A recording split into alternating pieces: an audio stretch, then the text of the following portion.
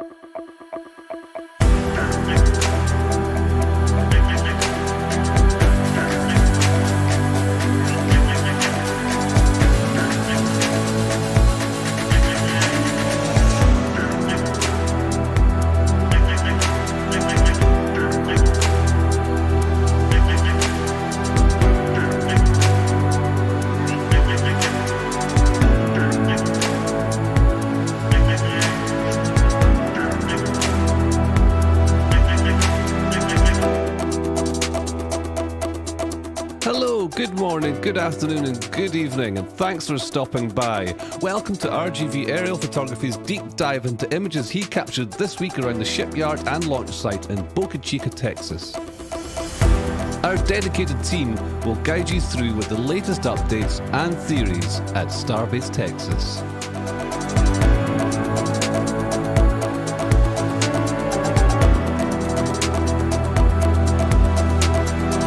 If you're new to the channel, be sure to subscribe for future streams.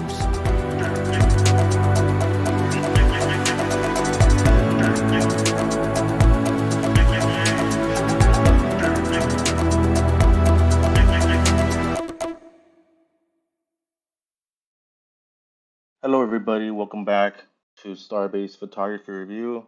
My name is Mauricio, and today we'll be reviewing photos that I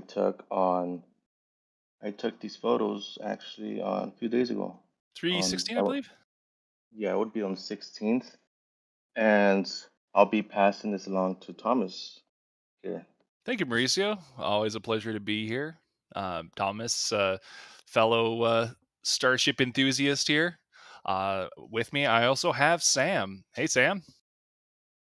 Thomas, hi Mauricio, and hi YouTube. Lovely to be here.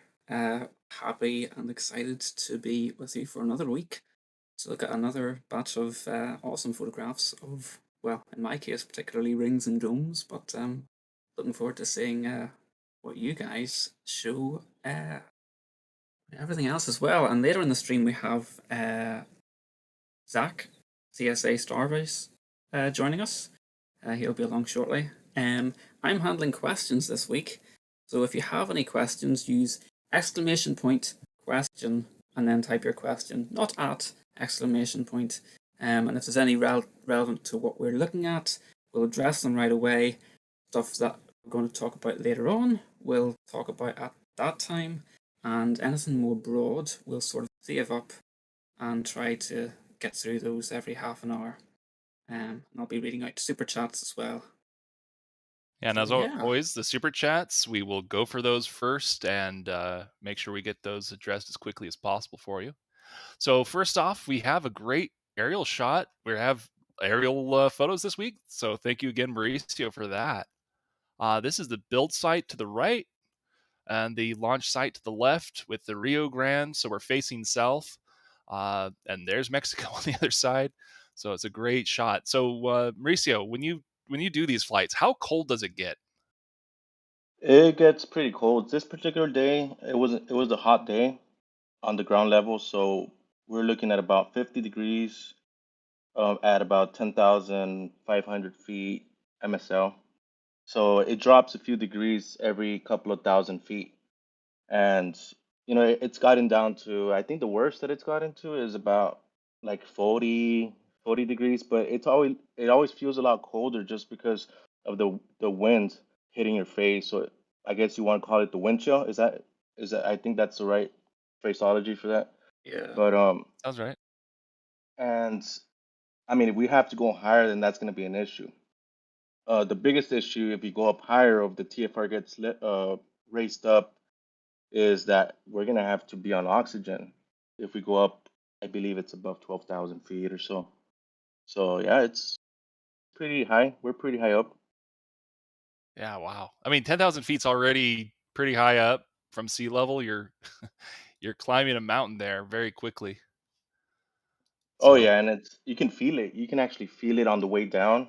You kind of your body kind of I guess there's a little bit less oxygen up there. I can still breathe. It's not a big issue. There's times that you do have problems breathing. Sometimes we've gone up to about 11,000, and I'm definitely not used to going up to these altitudes at the rate that we're going.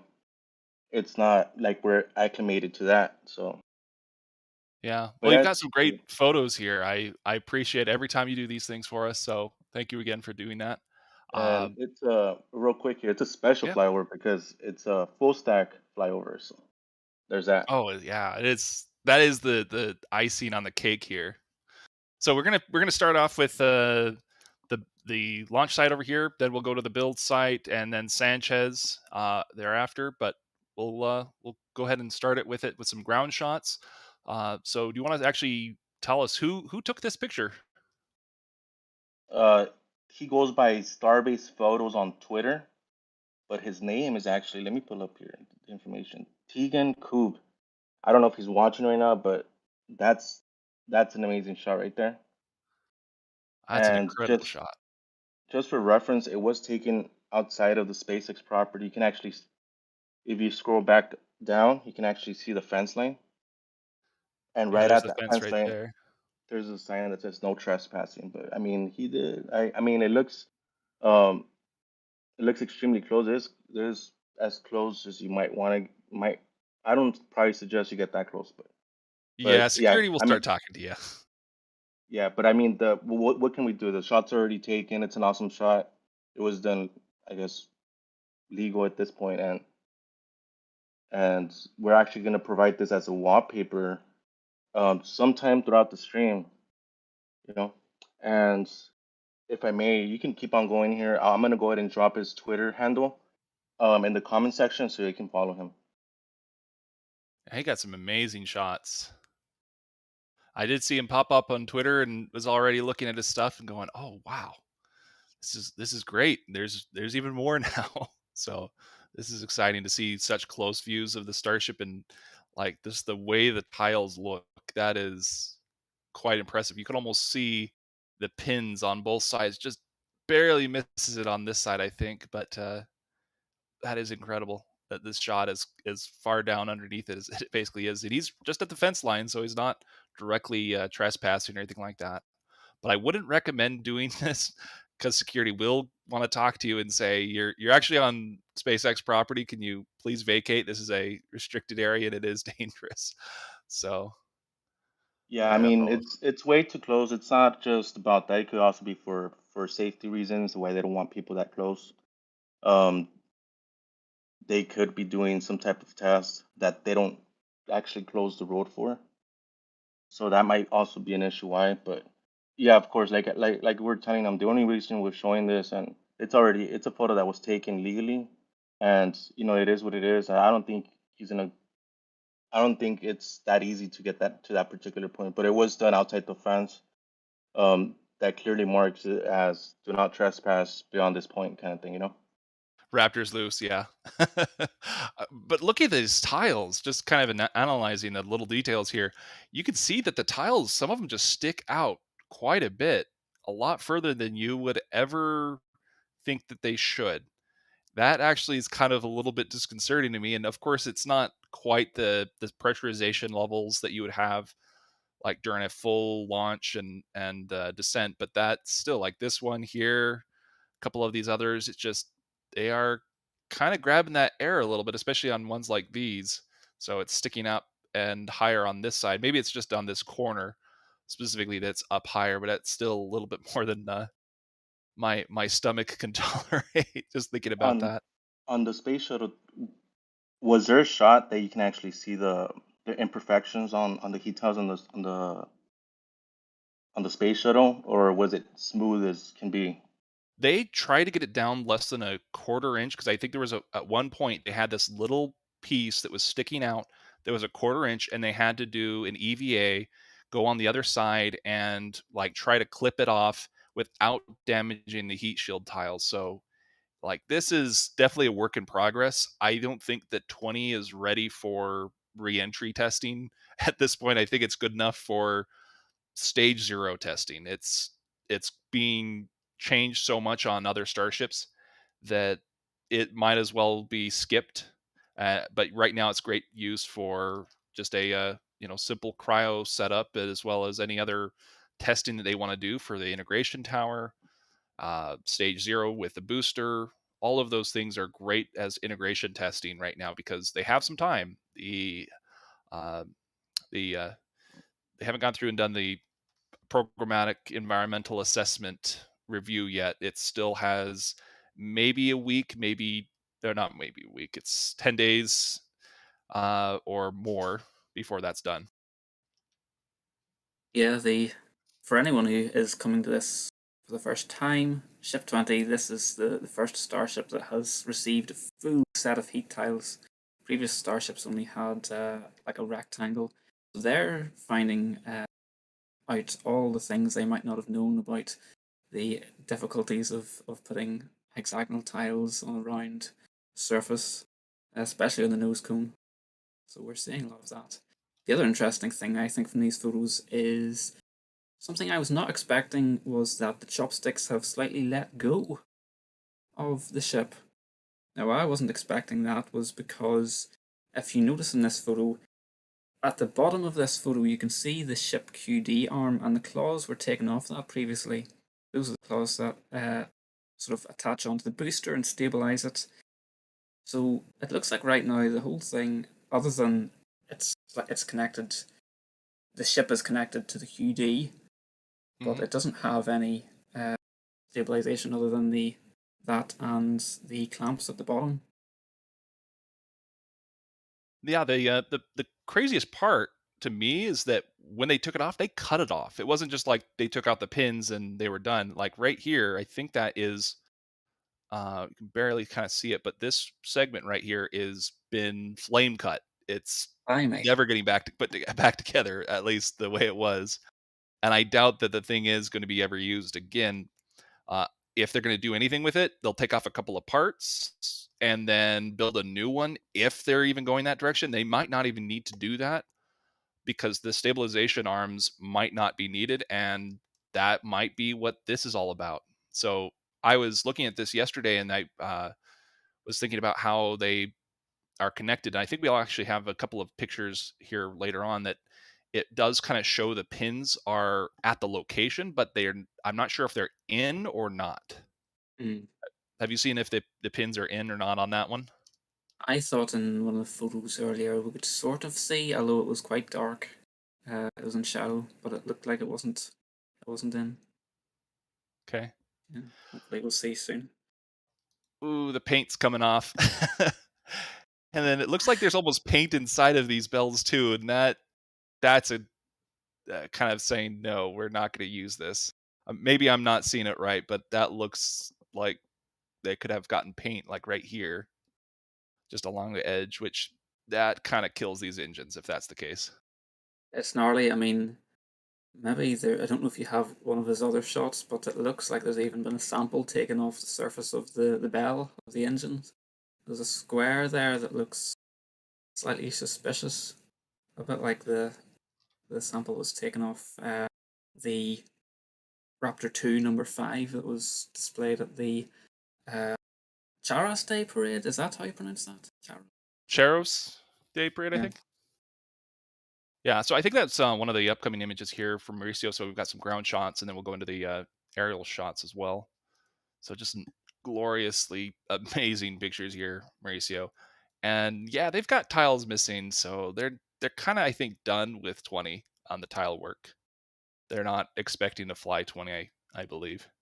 Just the way that things are being put together and tested, it just doesn't feel like that they're pushing for a like they're not even doing static fires or any of that yet. Like it. But yeah, you can see that the stabilization points have been retracted here. Actually, let me go back. This is a pretty good picture to show where the arms are at and how close they get, and that's the point right up in the corner that is the lifting point for the entire starship. So that retracts in and out, and actually that looks like it's in. I just don't know if it's pulled down or pulled up at this point. I would kind of suspect that it's down a bit so that it's not carrying the weight of the vehicle, but it is stabilizing it, I believe. Well, That would these make images, sense. this particular image was taken on the 16th, and the images we were looking at before, they were taken yesterday. So it could have been that the pins were retracted after the fact. So this image might not be accurate portraying what's actually there right now. Oh, good point. Good point. Interesting. But these are really great close-up zooms of everything here. Just all the amazing details that you can get.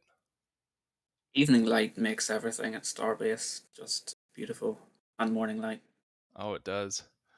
You can see that this is looks closer to the morning because the sun's coming up and it's behind your back to the right a bit. It's probably what I'd say 8 or 9 o'clock here. Yeah, it's about 8 o'clock. And if you look at the bottom left-hand corner there, that person that's there, shout out to Starship Gazer. I caught him on our while I was taking the photos. Yeah, he's awesome. Ryan is awesome. He does some great work. We have a super chat from Jim Cabot, a regular viewer and donator, $5 US. Happy weekend, guys and gal. Love the streams. Thank you very much. Yeah, nice little light during the for that stabilization point there. Yeah, these are really cool photos. This one looks, I'm not sure if this is closer to nighttime here. Did you go just there twice, or was this like closer to the morning, dusk, or I'm sorry, dawn?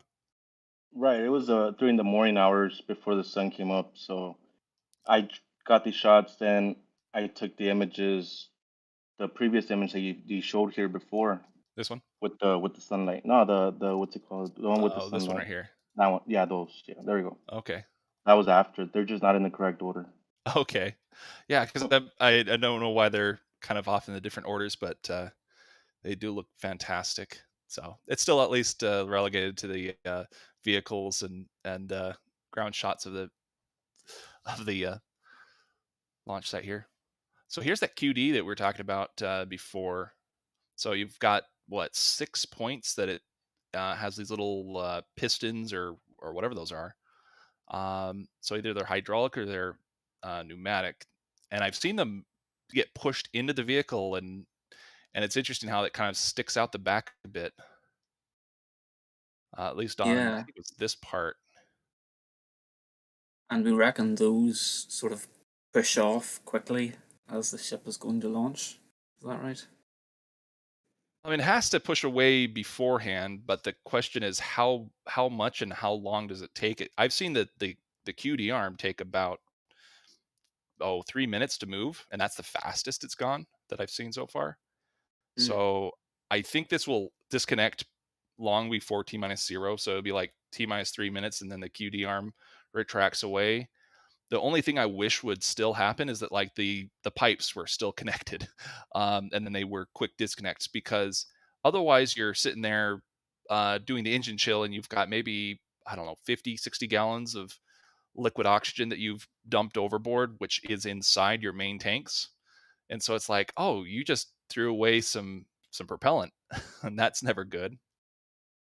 You have to use it for engine chill for chilling the engines before launch, and you're going to be using LOX to do that because methane would be a little bit more flammable. I expect they'll probably do that test on Ship 20 in some shape or form, and gosh, we would have to be, as a community, very eagle-eyed and watching those live cameras to see that happening. It would be quite small on the streams. Yeah, exactly. Just watching all those little details on stream is one of the things we do all day, just to figure out what they're doing day to day, hour by hour sometimes, just to understand things. I noticed this the other day, and it's actually been there for quite a while. Let me go back. These three holes that seem to be holes they put into it and then put on a little, um, I don't know, not a gasket, but a ring around it so it doesn't damage the skin of the vehicle, just to allow pressure to be released outside of the skirt section. So instead of Interesting. it having some problems with, let's say, expanding the skirt, it's just going to happen through here. Because of course it's got one atmosphere in it now, but as it ascends, that interstate section is going to have to equalize with the vacuum. And I know fairing sections do that, but I think it's sort of perhaps more controlled on other rockets. I mean, there's such complexity here. Yeah, it's extremely complex, but as far as this system goes, it's actually kind of simple in comparison to other vehicles. So we were watching the SLS, their rollout. Their vehicle is, very complex in so many ways. This is complex in other ways, but it's like we're trying to make sure that it's basically a giant tank, or tanks, to hold a lot of fuel with really powerful engines, and the rest of it is just kind of standardized materials, standardized processes and procedures in order to make sure that the vehicle works right. But it is it is such an amazing thing to see this massive 120-meter starship just sitting there, and it is the world's largest rocket, and they're making a bigger one. It is called the Orbital Depot, I think. So it's the depot variant of a Starship. It's about 61 meters tall, so it'll be about up to here. So it's about 10 meters taller than this one is. It is kind of a strange thing to see that they're going bigger. They're stretching the tanks, but this is specifically for being a propellant depot in space, and Yeah. it's just shorter than a booster. It could be that what we're looking at will be changing as we go on. But I actually do have, I believe, well, I had a picture. Yeah, here it is of the particular elements we're talking about here. So HLS has been part of this program. So let me bring these in here. So this is the lunar variant. This is jumping around a bit more than it's supposed to. Here we go. So this is the lunar variant. Then the next one, it's kind of a bit longer. So you'll see that it has a little bit of a difference in the height. Yeah. That is Oh, that's very about handy. 11 meters there. Yeah. So they put this in a PDF. I ripped the PDF and was able to get a better view. And then I went through and did a super image resolution, just get a little bit more detail out of it. But they were nice enough to include the 6-foot rings. And so this whole vehicle right here is 130 meters, almost exactly. And I'm counting that little bit of the bell at the bottom in the center. But Very important. this one is actually a very interesting booster. It's like a variant between boosters 3 and 4. It has this old design for the lift points here, and they are missing the COPV locations and hydraulic power units right down here. So it seems like it's between boosters 3 and 4 is when this was designed. So it's an older document. Yeah. Shout out to Pete 2.0, who's joined RGV's YouTube as a flight supporter. Thank you very much for your support. Thanks, 2.0. I recognize you around the community. It's glad to see you here. I'd like to jump in here and just explain what the perks are of being a member. You get access to these images the day they were taken. These were actually taken on 16, so you guys can actually just click on that Dropbox link that I post for community members, and you're able to download the photos and check them out on your own time. The full resolution photos, and aside from that, we also drop some wallpaper downloads in there as well. So enjoy.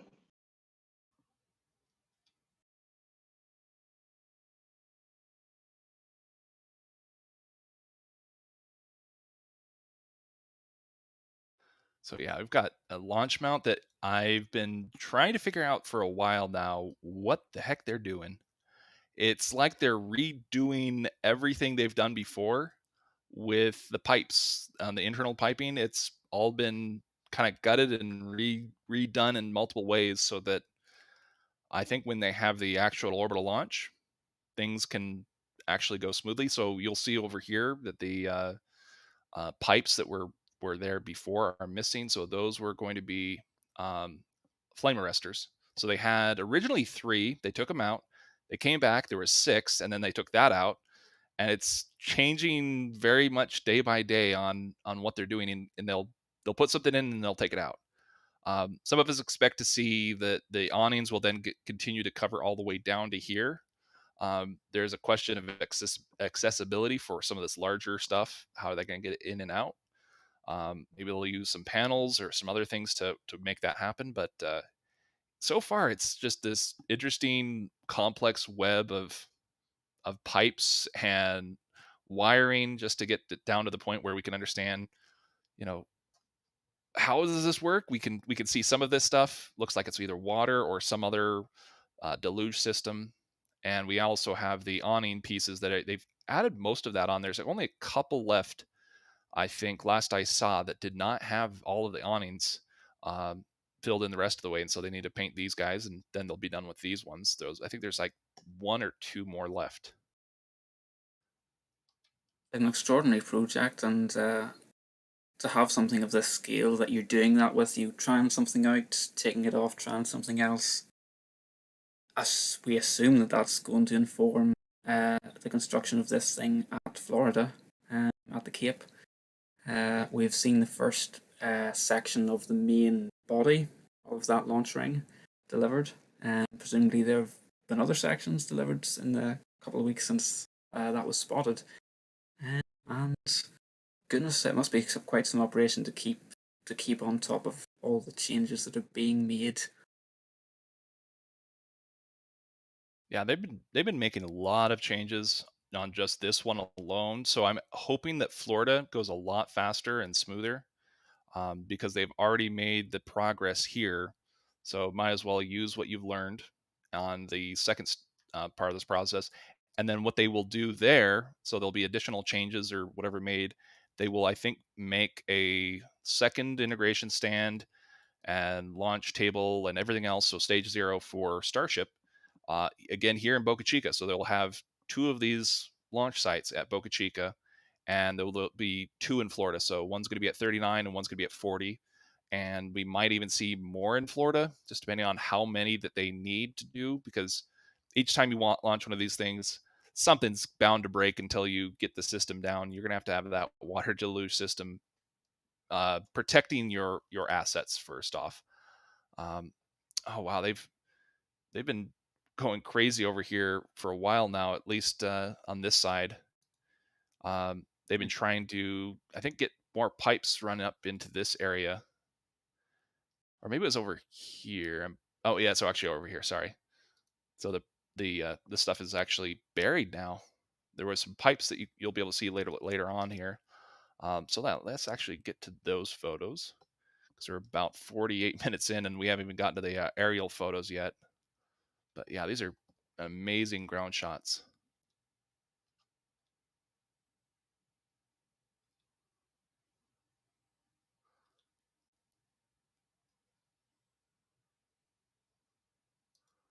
Oh, I just love how the pipes all come through this way. But yeah, you can see that they're just hanging there. So it's obvious that they're going to do something else with that ship QD. We just haven't seen what they're going to do yet. Hey Thomas, the reason they were doing the grid fin test, was it to remove the claw, or what was the purpose for that?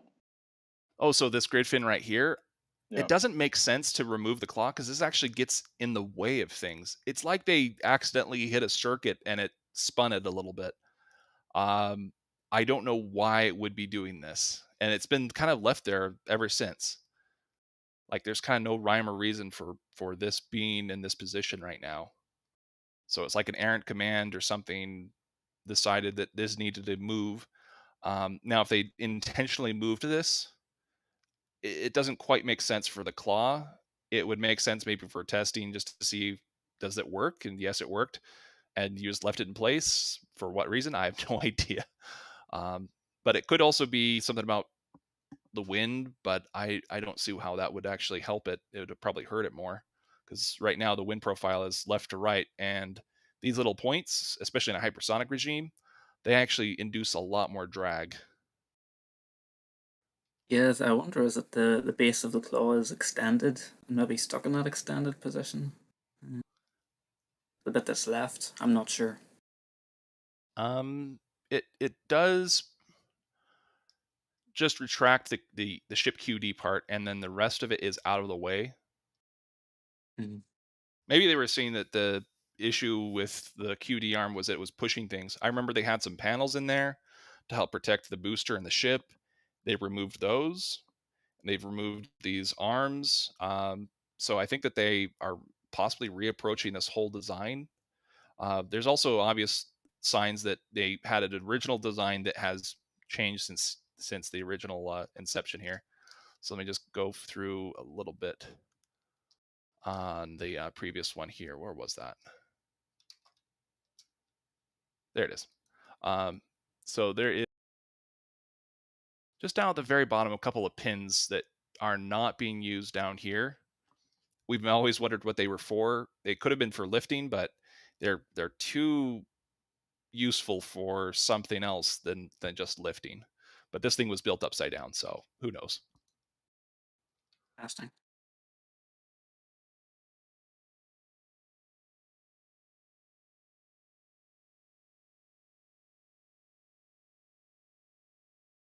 So here we go, I think, with the aerial shots of the wrong place. I'm trying to find the right one.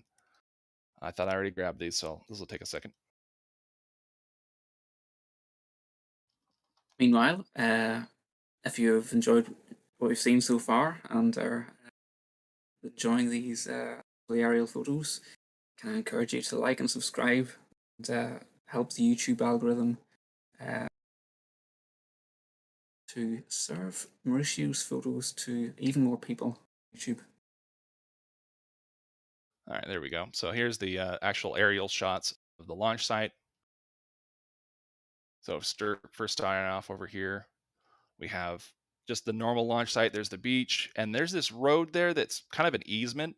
There's a lot of properties going through here. You'll kind of spot it all the time, and it's been used for ATVs and other things, and it's supposed to not be on the parks land, because driving your ATV on the parks, like mud flats, will get you a ticket. It'll get you a fine. But then there are properties that are owned by people along this beach that they will need to have access through that. So you can see that they blocked access through here because people aren't supposed to be going through here typically, but they do need to allow access for the easement. So this is kind of one of those interesting things. There was a road going through here, and then the properties got bought up, and it's kind of one of those, how do you mess or manage that?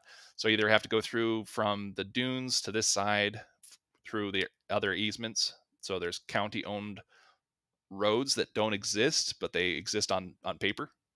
So it's always kind of interesting how these things develop. But anyways,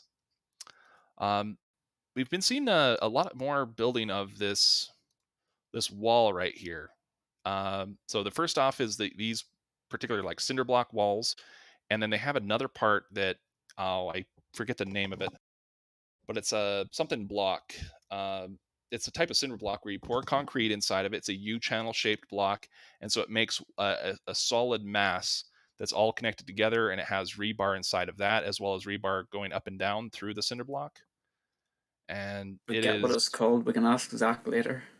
yeah, I had it up yesterday, and I forgot what it's called, but it's a something block, but it's a U-channel shaped block, and it's not these. This is like the foundation.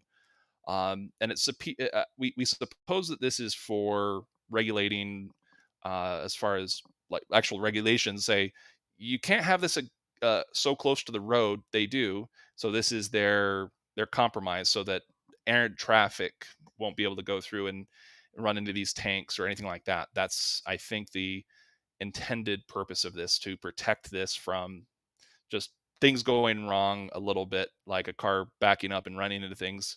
you want that wall there to protect you from those particular issues. So they have a compromise there. Interesting here as well is I think someone was asking recently about where the launch pad is. Well, that row of 5 tanks, they are encroaching onto that launch pad where SN8, 9, 10, 11 sort of, 15 landed. Yeah, you can kind of almost still see its outline here. So I think it started off here to there, then all the way down here, and then back again. So kind of like that. Yeah. That's the way the launch pad was. And so, yeah, you're kind of already going onto the launch pad just on this corner here. Or, I'm sorry, the landing pad.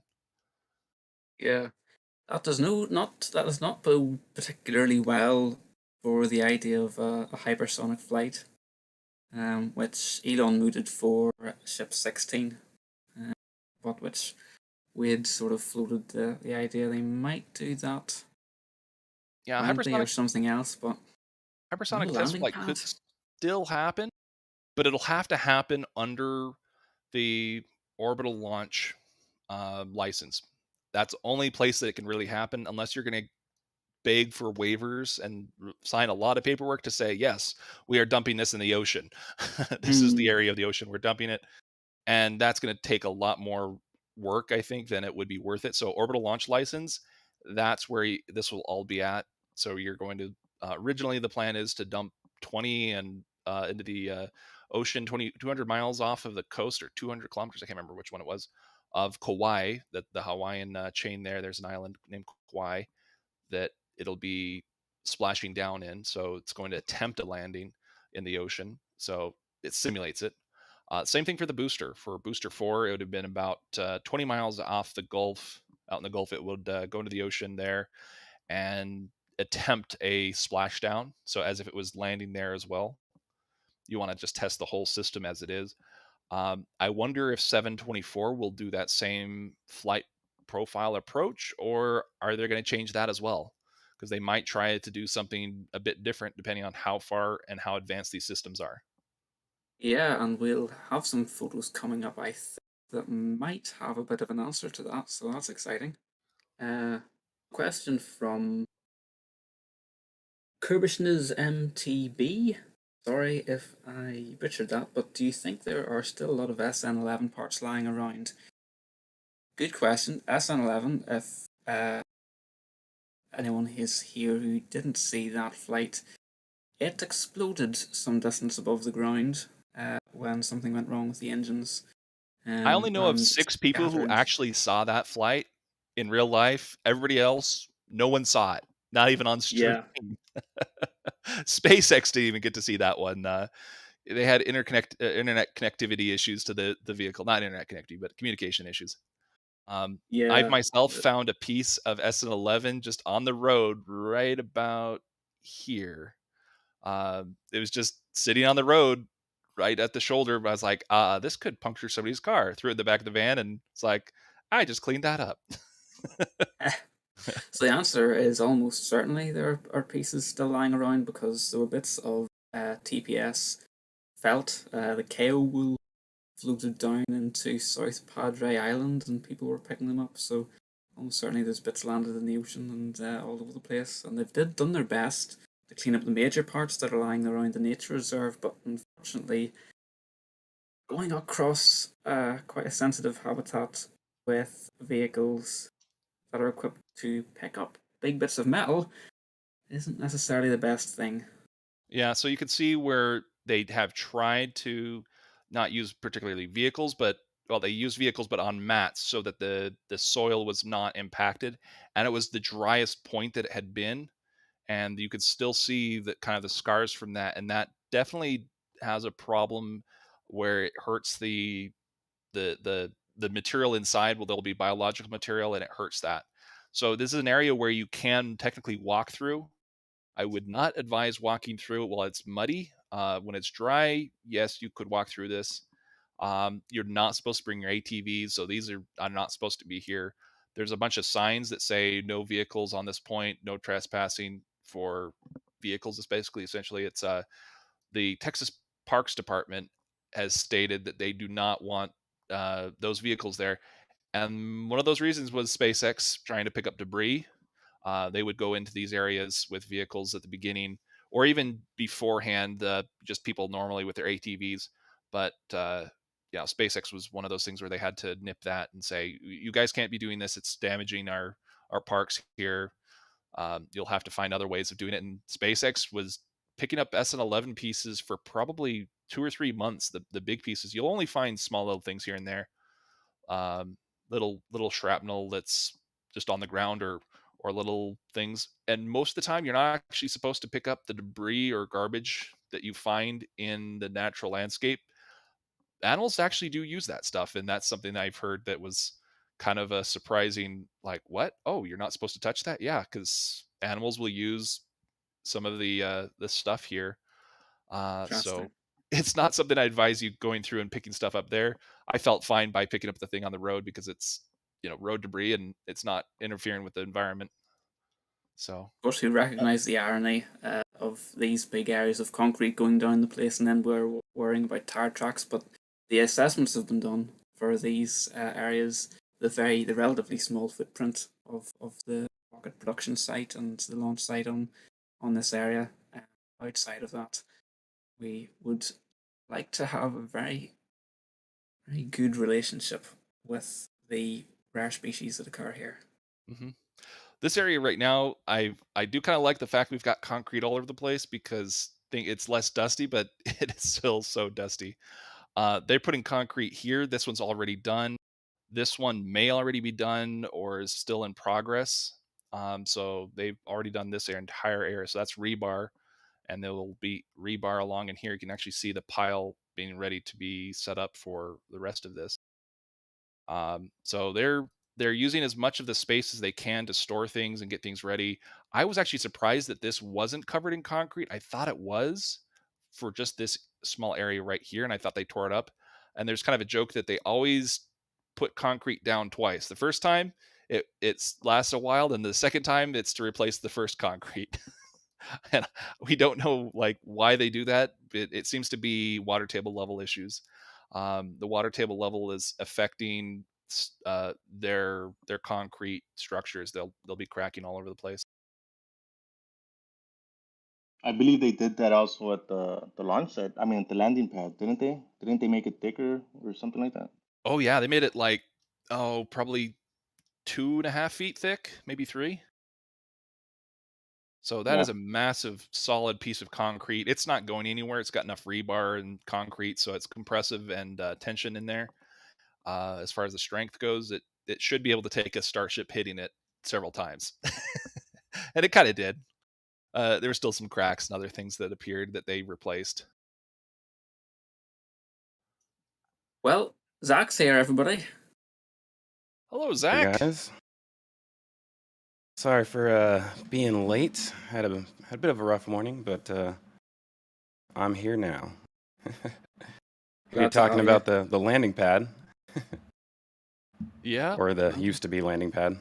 yeah. Now it's more of a staging area for all your stuff. That's kind of what the landing pad is now. I did a little bit of research into the landing pad as far as why it was cracking, and I think it really wasn't as much about the thickness as much as it's just a floating structure, essentially. So there's always water underneath it, and when you have a 90-ton vehicle come down and land on top of it, not softly, so SN8 through 10, it's gonna put a pretty large force on that landing pad, and it's like I said, with being a floating structure in the middle, it's kind of like in the karate when you use your head to break one of a cinder block, kind of the same thing.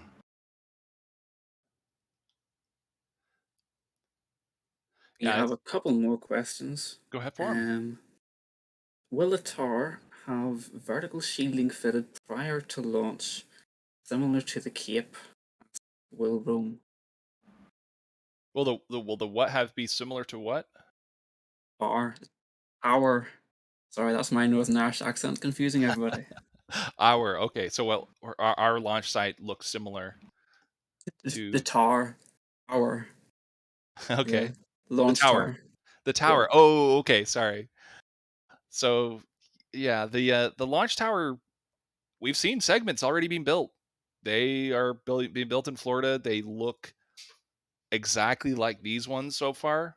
I do hope that they take a little bit more time as far as integrating more elements to it, whatever they can, to make it go as fast as possible this time, and take every lesson learned from the installation of all of the stuff here, as well as just the learning process, and duplicate it there so that it's just happens faster, and then they will do the same thing for back at the site here. So the second launch tower goes around about here, according to the plans that they've given to the Army Corps of Engineers. So that those are future plans.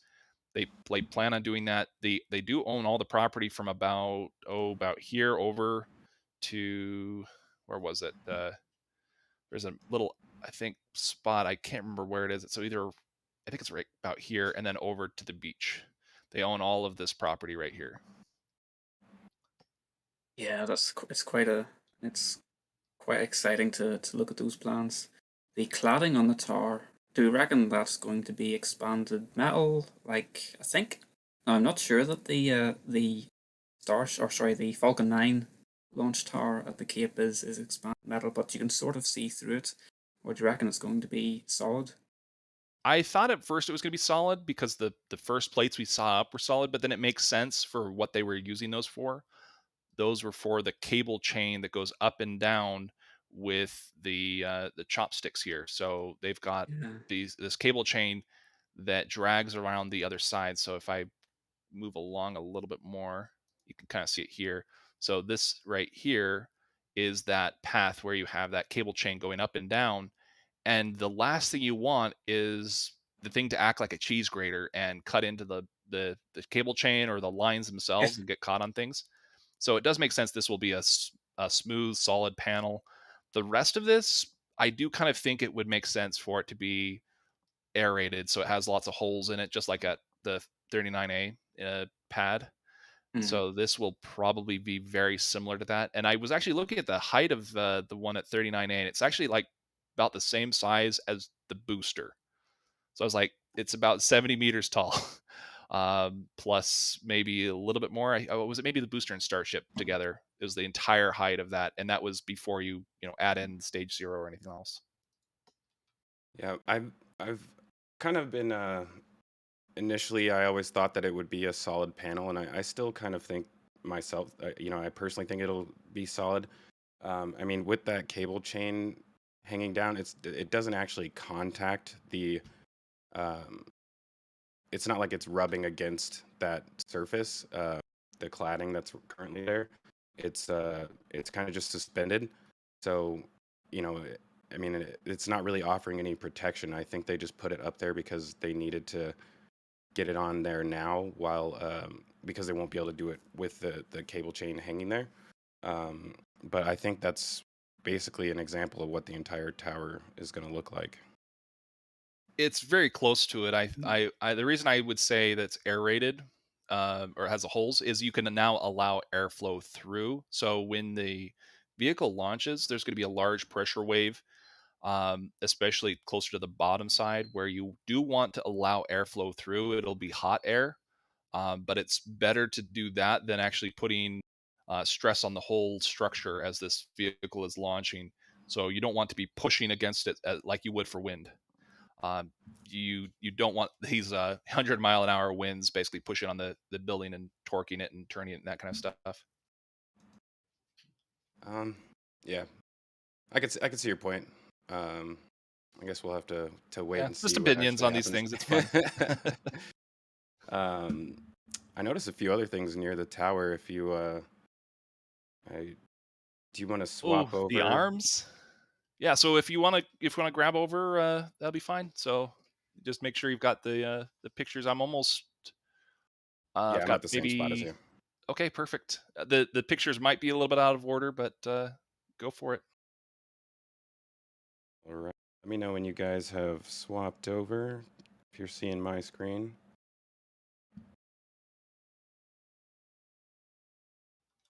I actually can't see the live stream, so I'm not sure. It's verification.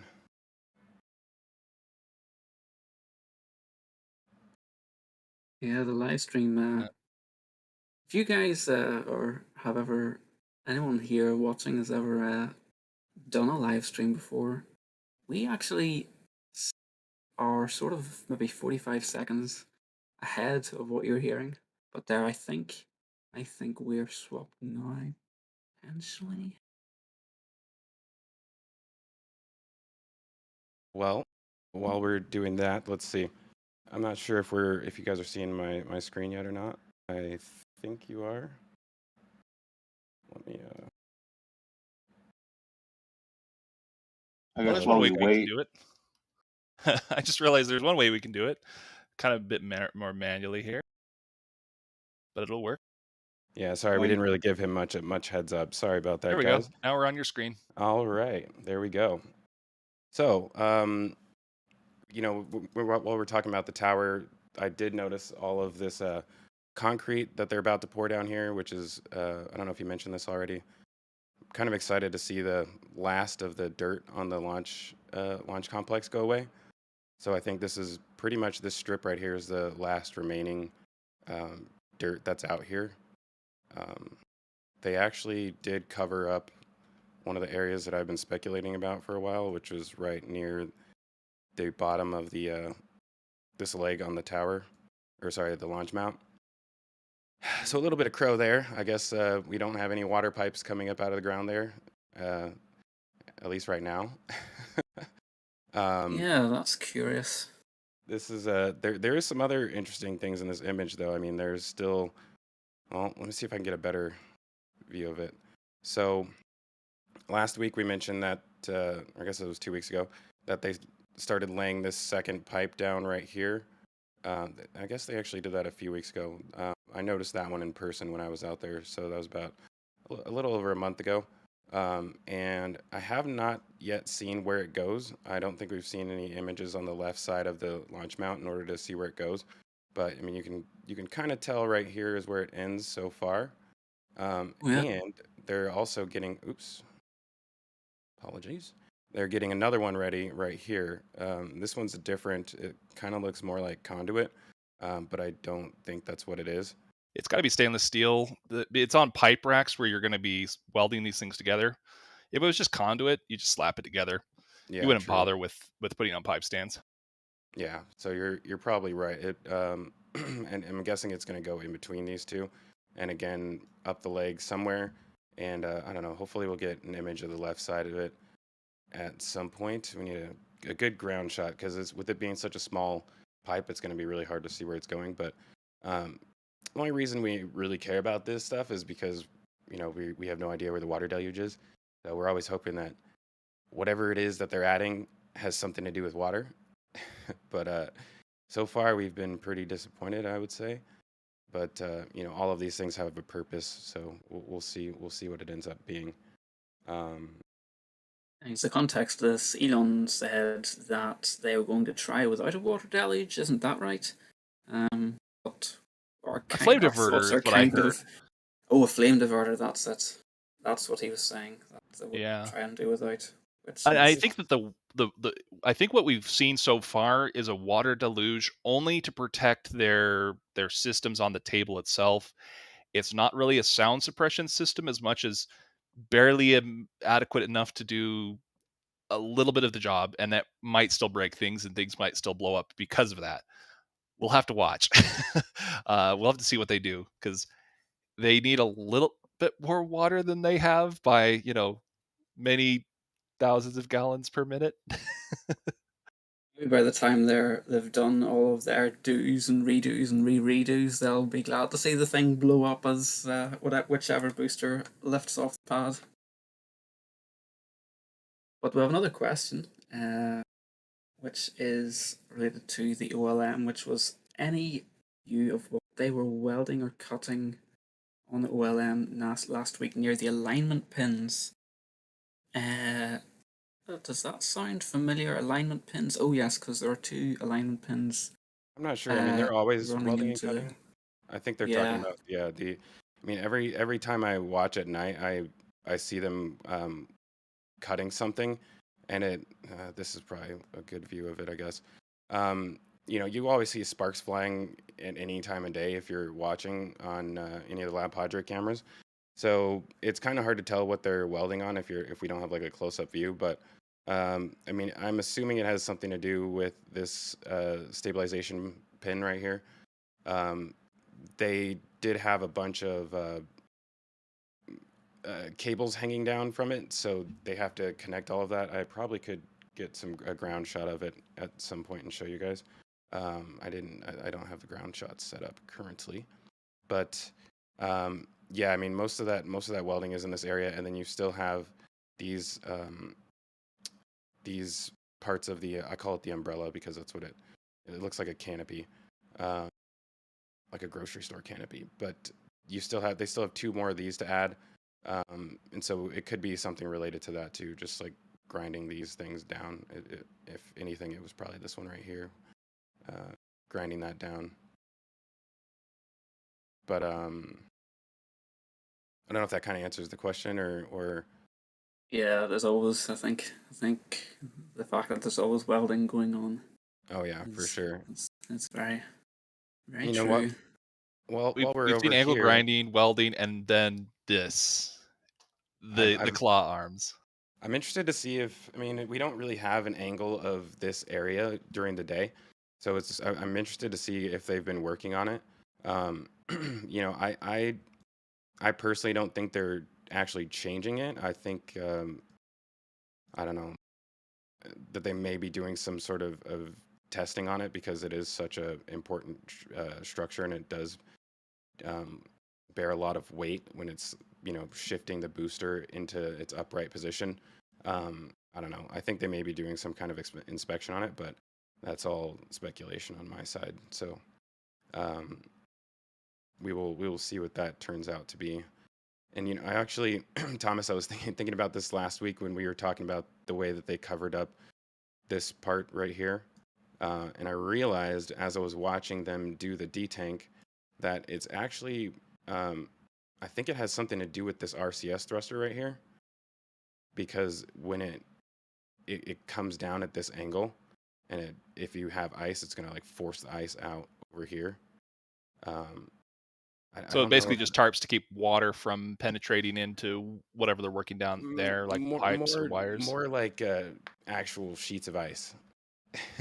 You're just worried about ice falling down onto the engine bells. And that's going to be interesting because I mean it's going to happen during a launch as well. At least if you have to do a detank or a recycle. So I mean you won't be purging out of those RCS vents during a normal launch sequence. Well, I guess it would only happen during a detank, but I don't know. I feel like they're going to need a better solution than this. Well, I see that they've on the a couple pictures back, we have covered all the way around except for 2 points of the triangles on the awning. So the awning is almost done, yeah, just on that back side there. Right. So just 2 more pieces and they'll be done. At least with the that top part of the awning.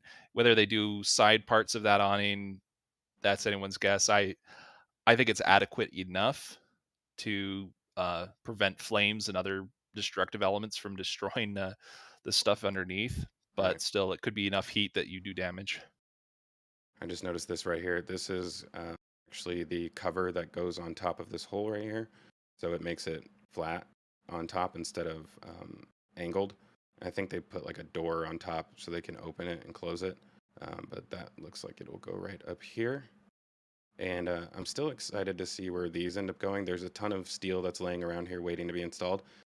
I kind of mention it every week, but they still haven't done anything with it yet. So hopefully that happens soon. I also noticed some other cool things on over here. So down here, oh, there, we got to get a better view of that for sure. This might be a good one. So down here we have all of these cryo tubes. No, this is not a good view. Sorry, guys. We need hourly flyovers. Is that what you're saying? And I know that I've seen most of these pictures before, so I know that there's a better angle of the things I'm trying to show, and I'm like, sometimes I just, you know, willing to accept having not the right image, but in this case, it's actually kind of necessary to see this. So there's all these cryo tubes that come out of the ground right here, and up until this point, these haven't really been connected to anything. The ones that have been used so far are right here for the ship, but the booster, they haven't really been using those. And right now they have this manifold that it's not really a manifold, it's more like a skid that they've brought in, and this will actually lower down into this hole, and I'm guessing they still need to add a few pipes to this. But everything that goes to the booster QD will also be on this, and I'm guessing there will be a connector on top of this for them to connect it to the transport stand. So the booster transport stand will sit right here. You can see where it's meant to attach to the ground, and this will come out of the ground right here, and I'm guessing that means that the QD on the transport stand will be in I guess more of a corner position, if there is possible to have a corner on a circle. But Very good. yeah, so it should, and this is I'm surprised. I was wondering why they didn't do this before, but it kind of makes sense. I mean, they don't have the QD on any of the booster transport stands yet, so they haven't been in as much of a rush to do this. And the other thing that I noticed about that is, getting to the back side of this, you can just barely see it here. So actually, there we go. All of the pipes that run on the back side of the berm, you can see this one curves down right here, just barely. But the one up top just ends right there. So it's not even connected. So these pipes go down underneath the berm, and they actually it forms a T. So like you have your pipes that come through this building, and then some of them go to the launch mount, and the others go to the tower, and all of them also have a T installed on them, and they go up behind the berm, and it connects them to the staging pad. So basically, the launch tower is connected to this part of the staging pad, and the launch mount will be connected to this part of the staging pad. So the booster staging pad. And up until this point, they haven't even had the pipes for the booster staging pad connected to anything, so they still have to run the rest of those. I think they were waiting to install some of this other stuff back here before they laid those down. So once they get that done, we'll see them at some point do some tests using the booster staging pad. But that's probably going to be a few weeks out. I mean, they still got a bunch of stuff that they need to add in there, it looks like. It's coming along though, for sure. Very good. So we'll have a couple more phases of testing with Booster 4 and Ship 20 then. Yeah, if it is with Booster 4, I mean, that's the good one to do it with, I would say. I mean, I still don't think it's gonna fly. I don't know if the general consensus has got on board with that yet or not, but I don't think it'll fly. It's already been surpassed as far as 724 in technology and structure and design. Even the manufacturability is greatly modified. I like 724. Booster 4 doesn't quite cut it yet to me. It could still fly, but it's just, I don't think it's going to be the one. I sure hope not. Yeah, I'm speaking of things that are going to be going away soon, I think all of these red Fagioli SPMTs are going to be leaving soon. I was actually wondering why the booster, where we go, let's see, the booster transport stand, we'll get there eventually, is sitting by itself with just one SPMT, and the ship has two of them right now, and the other one they drove it over here so they could move around the Raptor install platform. And I think these are going to be some of the last tasks that they do with these. And the reason I say that is because we have some new. Well, let's just go over there and show it.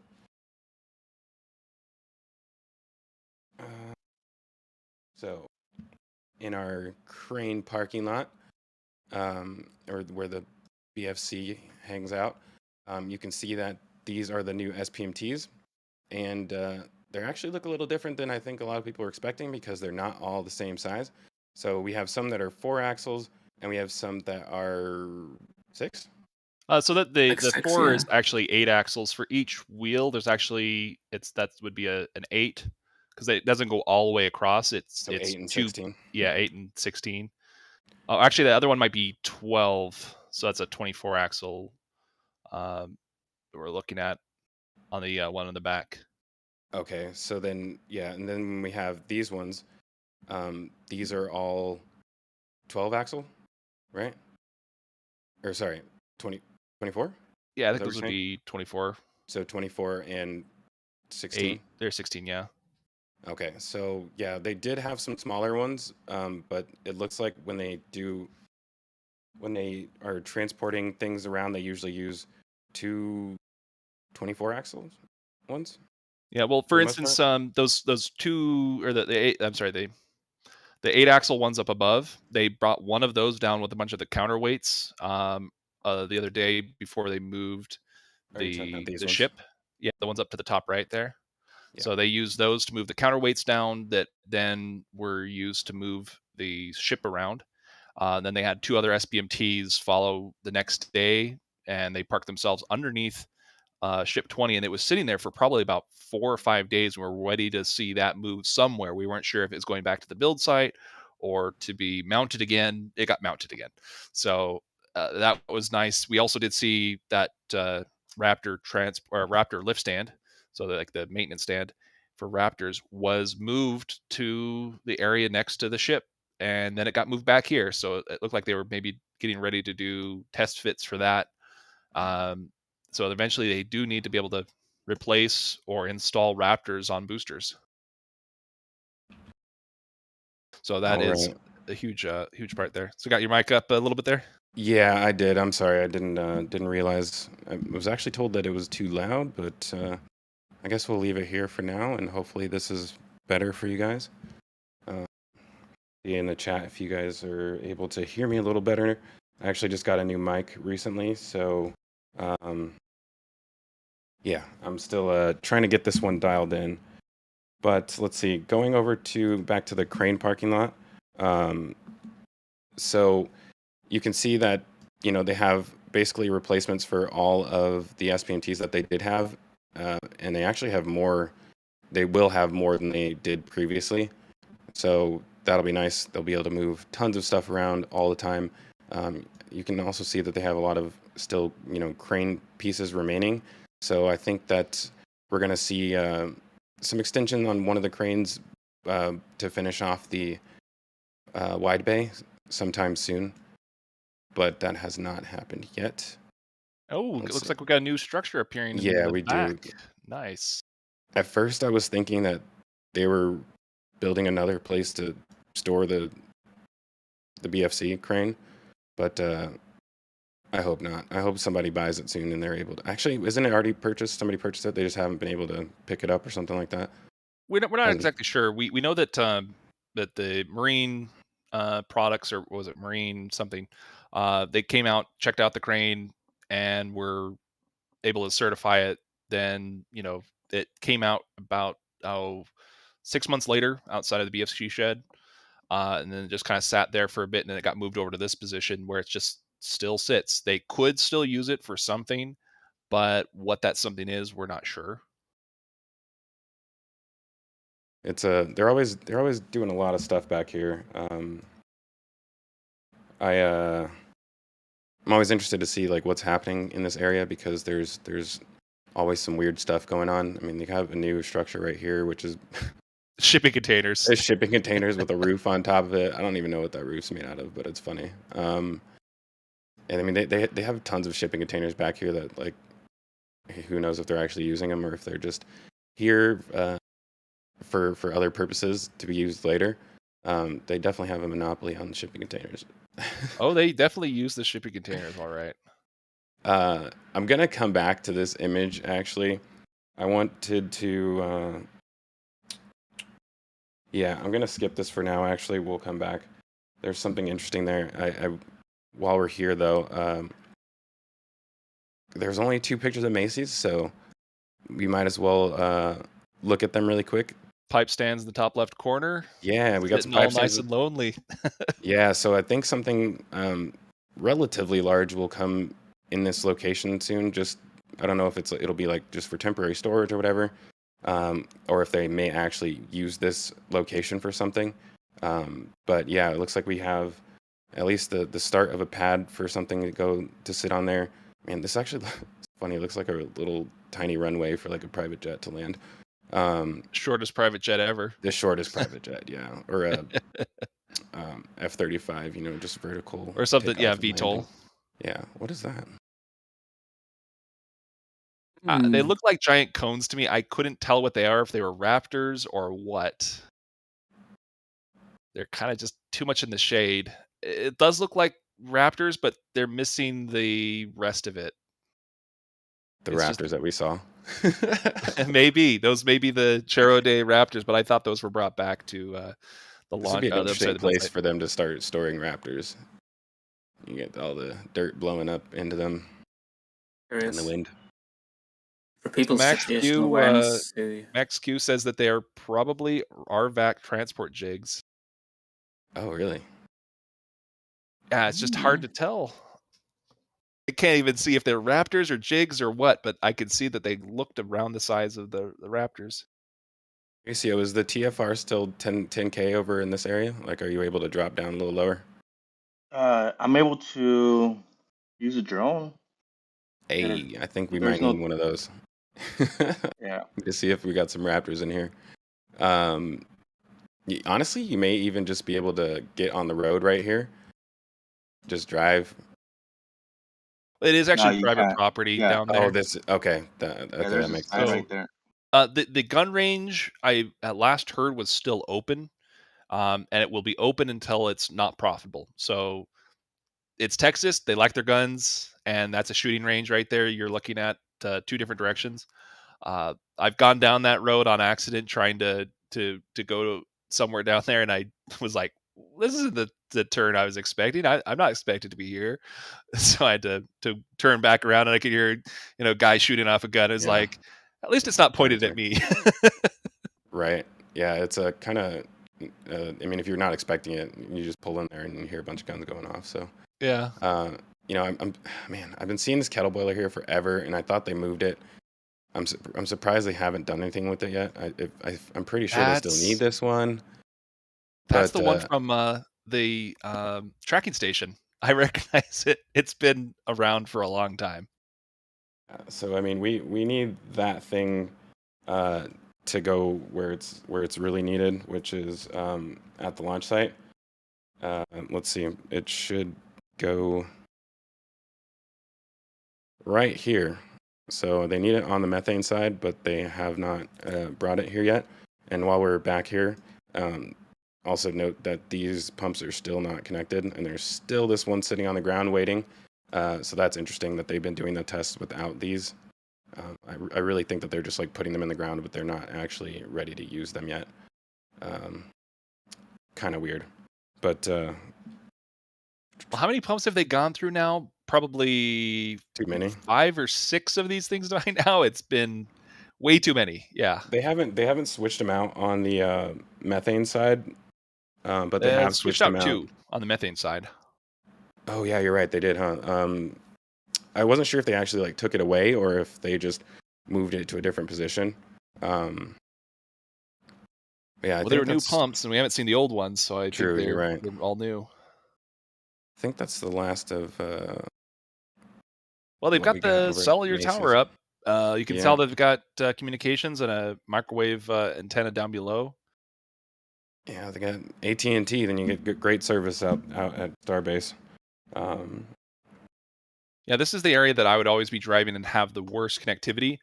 Other people would have great connectivity. Typically, it was like Verizon. You'd have great connectivity here, but other carriers, T-Mobile, Sprint, whoever's out there left, Google Fi, they were all having a terrible problem right here.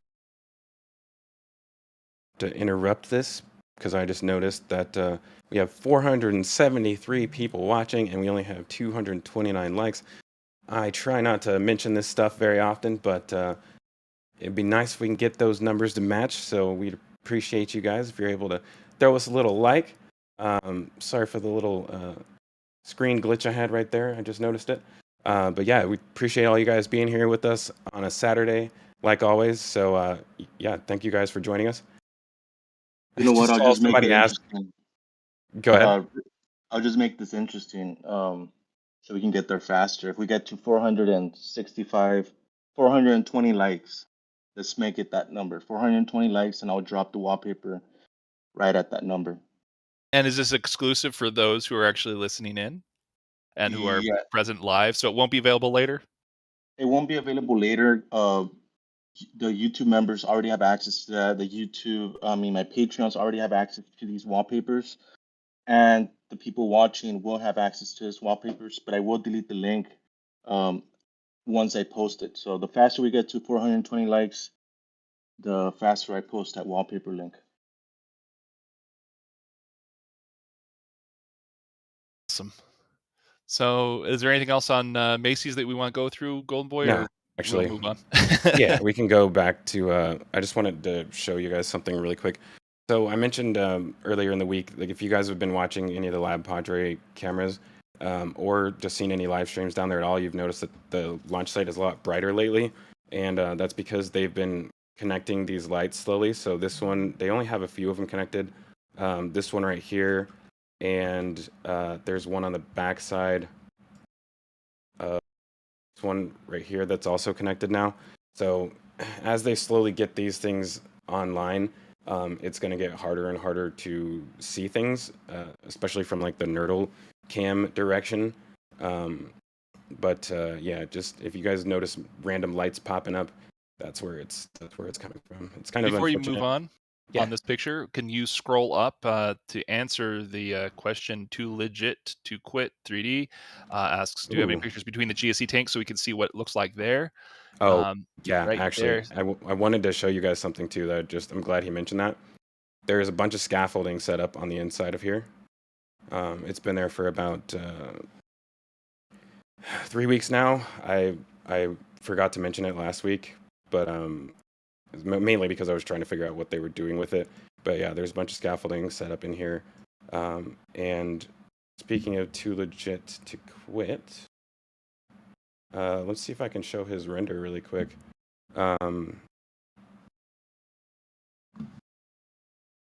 Wow, yeah, there we go. Hey. Yeah, So this that's thing why is he's amazing. asking, because he has nothing in between yet. He needs those details.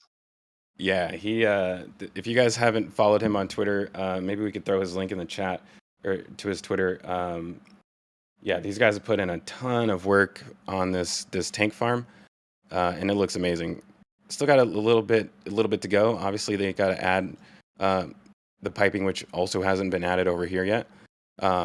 But yeah, this looks really, really amazing. I've always been really excited to see like renders of stuff that's related to like Stage 0. As much as I'd really like the Starship and booster, I think having this stuff modeled is really nice because it allows people to at some point, get a better understanding of how all this works. So once the rest of the tank farm is completed, we'll be able to actually, hopefully make like a process flow out of this. So I'm excited to see that happen. And this actually, I'm glad I brought this up because it just reminded me of something that I noticed over in this area on the actual flyover. So let me go back to that. Oops, I'm on the wrong page. So if you look down in this area right here, where they're connecting all of the new tanks.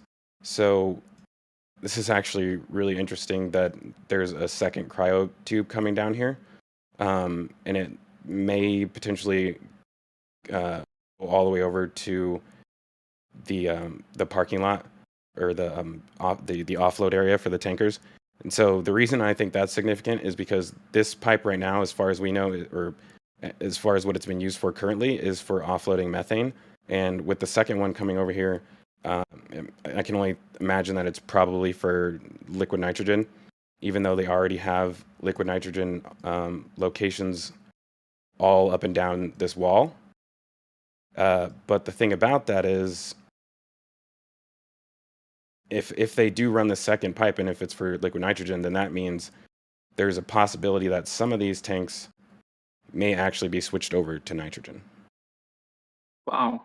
I would not be surprised at all if that happened. So the two horizontal tanks here, just to kind of get a size scale here, because 3D modeling is my thing too. I go through and use 3D modeling to figure out the exact dimensions of these things.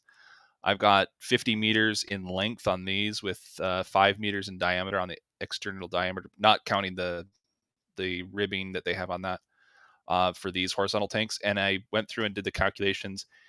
They are enough to do an orbital flight, not a fully condensed orbital flight, nor like second chances. So you can't do a stage prop load and have enough. So you definitely need additional capacity for a full flight vehicle, as far as all of your propellants, and then enough for, way we would like to do this try again tomorrow, because we had some errors today. We're fixing those errors, and then we're coming back tomorrow to do another flight attempt. And so they'll have to have those tanks there too. So the ones that down there, I measured those out at 45 meters and 3 meters in diameter. There's quite a bit of capacity there too. I just didn't compare it to say how much it is compared to one of those other tanks. It's interesting. A lot of people have asked like when we think these things are going to be ready, and they still got a while left. I mean, there's a ton of pipes that need to be connected on this. The large one right here is actually the discharge. So you have the white ones which go to fill them up. So all of these ideally will be open at the same time. So you'll be filling up all 5 of them at the same time. You don't do them individually. They usually all will maintain the same level inside the tank. And to go from the tank to the pump, you have the larger black one right here, and more black piping over here that's waiting to be installed. I'm pretty sure this one will go in this area right here, and this will be very interesting to see how they do this, because if these are all, we'll find out very quickly if all of this is methane or not, based on what they do with this pipe right here.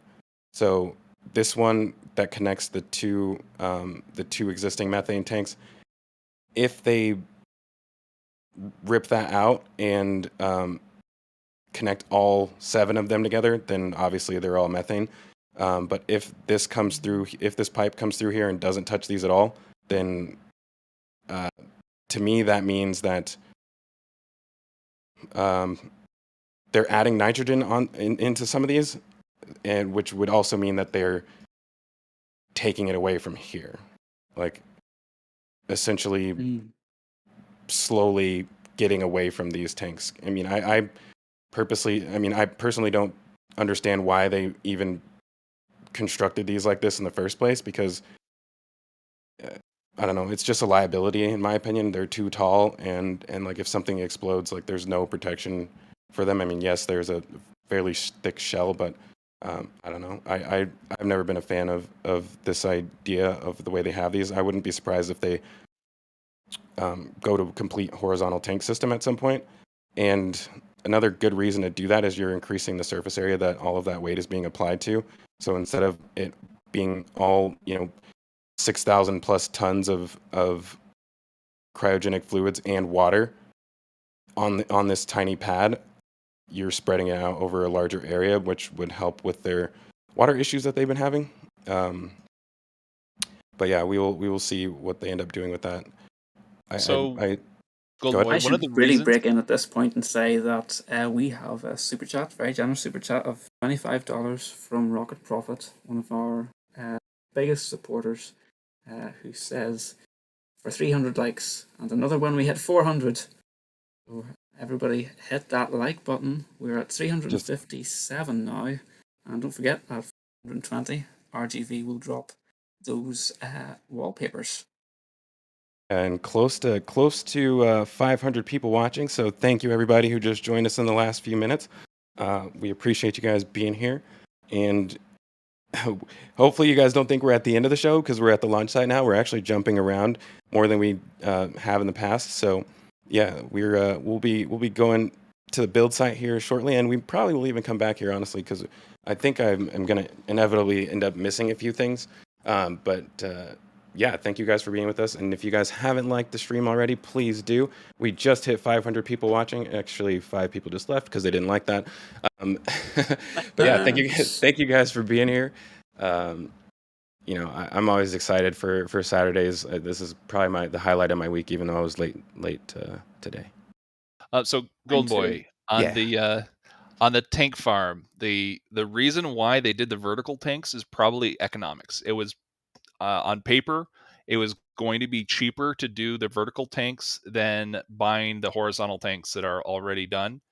And that's actually a good thing. It means that starships and the starship material, the way they build them, it's better quality. It's supposed to take more pressure than what a normal tank would. And on top of that, it's cheaper. So that's a really good indicator to say that the Starship program is a success in that way. So even if they messed up on some of the, let's say, the bureaucratic stuff and how to build it with the walls and all these other things that are in there, so the regulatory stuff, the tanks themselves are cheaper than the horizontal ones that we've seen. And these are used horizontal tanks, especially those two up above. So that's another super good chat note from Thea Van Pree. Apologies again for the pronunciation. $5. Thank you very much. Please like, she says, let's hit that goal. Yeah, and I almost forgot about this structure that they're building down here, which is interesting. It's a shipping container wall without shipping containers, unfortunately. So the it doorways looks, are exactly like you have on the shipping containers. It's large holes and smaller doorways for vehicles and people. It's just like the shipping containers right up above you just had there. I'm sorry, I'm trying to. Yeah, right there is perfect. There's perfect too. I can't see the actual the building yet, so right, we're getting close. There it is. I want to get to the front side of it because that's where. Oh, there we go. I can't even get the whole thing in the image. Sorry, guys. Scrolling to find the right view. That one's good right there. I like this. So look at the top left corner. First off, you see the shipping containers have large and small doorways here. The large ones for obviously larger objects going inside, in and out of that. It's the same exact setup on this. It's a shipping container wall without using shipping containers. So they are making a more permanent structure, to say that they, the least. One thing to note, we've talked about this yesterday, was that the shipping containers and the other stuff are technically in the easement. So the easement goes up until almost that wall for the tanks. So you have like not that fence, but actually all the way in, the easement goes in to your left up to that wall that they're making for the tanks. Mm-hmm. So if the state ever wants to come through and say, oh, we're making a 6-lane highway, they'll have to remove the shipping containers, this structure. It's something where they built with that in mind, just to not put their eggs in one basket. But this is something that's just a storage building, and even offices and stuff like that. That's what they use the shipping containers for. See, I was expecting this to come here because of the fact that this wall was see-through. I was like, there's no way that they won't put anything there now that they have the see-through wall. In my fantasy world, I would like for this to be private booths for live streamers. So you can have Jessica, Starship Gazer, RGV, whoever else in their little booths over there. They don't have to worry about other people coming up and asking them questions in the middle of their live stream. and they get a front view of everything that's happening at the launch site, and they're safe. So if we can make at least one of those booths for live streamers, that'd be cool. We got security right there to keep an eye on them. It shouldn't be too much of a problem. We alternate them with a ice cream parlor, coffee. I was thinking a little McDonald's, maybe. I mean, get some burgers, some ice cream, all of that. I've been trying to, really hoping to get like a close up of these things right here. There's, they look really odd. They almost look like really big batteries. They have like a pin on either side of them. It looks like something that you would just stick in a cartridge as a battery. I'm just really trying to figure out what these are. I'm hoping to get like a good ground image of it, but I haven't seen any yet. I keep forgetting to ask somebody to get a picture of that. But they look like rolls, but I can't imagine what they're for, because it's not rolls of nylon. I've seen those.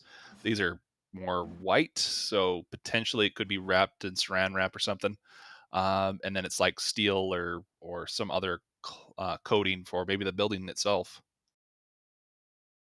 So it could be a cloth structure here, which would really be weird on the edges. Maybe it's transparent through the entire building, so you get to see inside their storage area. That would be cool. I mean, the funny thing about this is, with that fence being see-through, they could put like a one-way glass on this wall, and like security could be in there looking at everybody outside without people being able to see them. So I can only imagine them sitting there watching everybody on the outside, making fun of everybody who's just standing there staring up at the launch tower.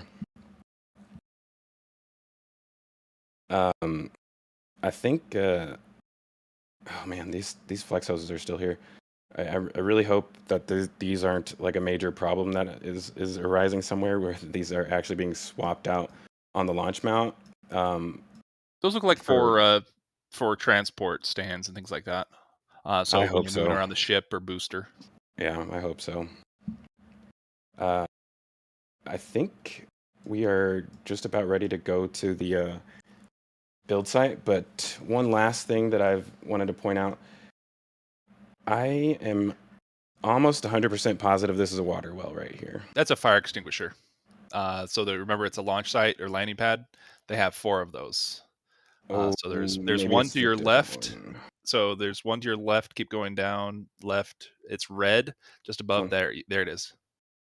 So there's the 4 at the corners of the pad. They're still there. There's still another there. one. Yes. There's another one in here somewhere. Hold on, let's see. Same one there on the right. Yeah, I don't know if that's the one that I saw that too, and I was just like, "What's going on here?" Oh, that's right. I think there's one in this area though. There's another one. There's a hole in the ground that's marked red. Is that the one you're thinking of? It's up to I could have sworn it was right here, like right in this area. I may have to find it from an older image and see if that's the same thing or not. But yeah, they do have 4 extinguishers. They're still functional. It's kind of funny. They just need to be capped off and said, "Okay, you're done. We don't need you anymore because we're not landing any of these starships here anymore." Right. Beloved by the community for ineffectually trying to extinguish SN10 when it landed. For sure. I apologize, everybody. I lied because we have to go to the Sanchez site first. The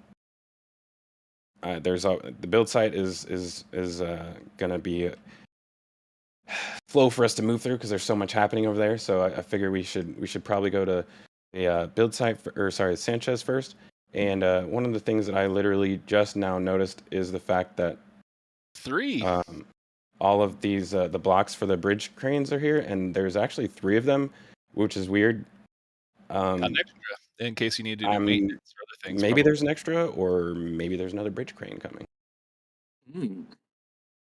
I've got I have heard people suggest having multiple levels of bridge cranes, but probably not. I mean, I guess I don't know why you would need a spare of these, but I guess they got one.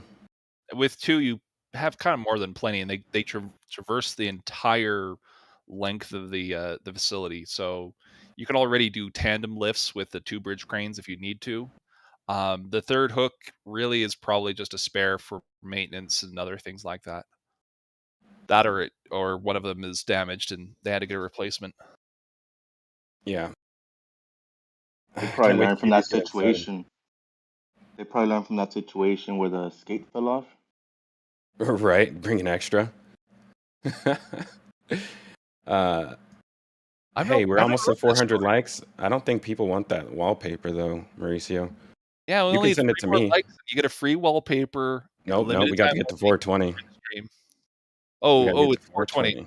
Okay, so 23 more likes. 22 more likes. Ever 2 more likes and Rocket Profit has promised to donate again. Let's get those likes, folks. This is interesting. So I just noticed this right here. This looks very similar to another structure that we've seen, which is over here. This one. It looks like the base of that structure, actually. So it looks more like a lifting jig. It does. It does. Yeah. Yeah. Or that, like, I'm just get them in the same image. See if I can get them in the same image. Nope. But it's got closer to that 12-meter diameter, as if it's for 12.5-meter diameter for the tanks. So remember how we were building all those tank shells?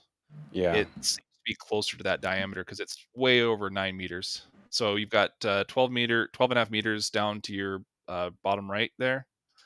Yeah. So that's 12.5 meters. Then you also have the jig over there that's a bit beyond 12.5, but it looks like that's the one meant for lifting those things for when they did the cryo shells. So maybe they're getting stuff prepared and tested and then shipped out to Florida. Perhaps they're going to do cryo shells again there, but this time do them correctly. Yeah, that'd be interesting to see. We just blasted through 400, and Rocket Profit is very generously donated. And we're almost at 420. $25. I think we are at 420, 416. So Mauricio, might want to get that button ready to send out the wallpaper. Man, this is crazy. So there's 420 right there. I got 419. Okay, I lied. 419. I was trying to predict the future right there. It up and down. I thought there it goes. So I thought by the time it came out, it would have happened already. So all right, no more likes, guys. Got to keep it right there. Unless you wanted to get to 690. Yeah, that'd be cool. Actually, we do have 520 people watching, so we can get up there. Last week, I kind of mentioned to you guys that this is a multi-stage water treatment facility. So you have your well right here, and then you have your different stages of water treatment that end in the SN2 tank. So this tank is filled with water, and you can see the little, I think this is the hose where the truck comes up and connects to it in order to pull water out of it. I kind of was thinking that maybe this facility over here might also be related to water treatment. Let's get a better image of it. So the weird thing about this is that there's the gas well and the disposal well are both, or sorry, the injection well are both in the same, within this footprint. So it's kind of weird that they're inside of this facility. Yesterday I did some measurements. Those 3 tanks, go back. I'm gonna get sorry, looking for a better view of those. Okay, so those 3 tanks do actually match from their base to base the 2 rectangles. So they match with being able to sit and be positioned there. So those 3 up above basically match you basically have 2 large pedestal blocks for those 3 tanks. They'll fit right there. Maybe that third is a vertical tank, so you need to put that somewhere, but or I'm sorry, it's a vertical tank next to them, and then you've got some trailers, but that seems to be where those 3 are going. It'll be interesting to see when they finally start doing some more stuff with this. Hopefully we'll see some more progress next week. There's a ton of, like, a bunch of this material that's over here, and in this corner over here are most likely for that facility. I think I've noticed those before. So yeah, we should see some progress over there soon. I'm trying to think if there was one more thing in this area. There's a if we can see over towards the liquefaction plant, they've got a hole in the roof, and it looks like they're adjusting the powertrain, I guess the main line directly to the motor to the other side. Right. So went back, looked at some old photos. Yeah, right there.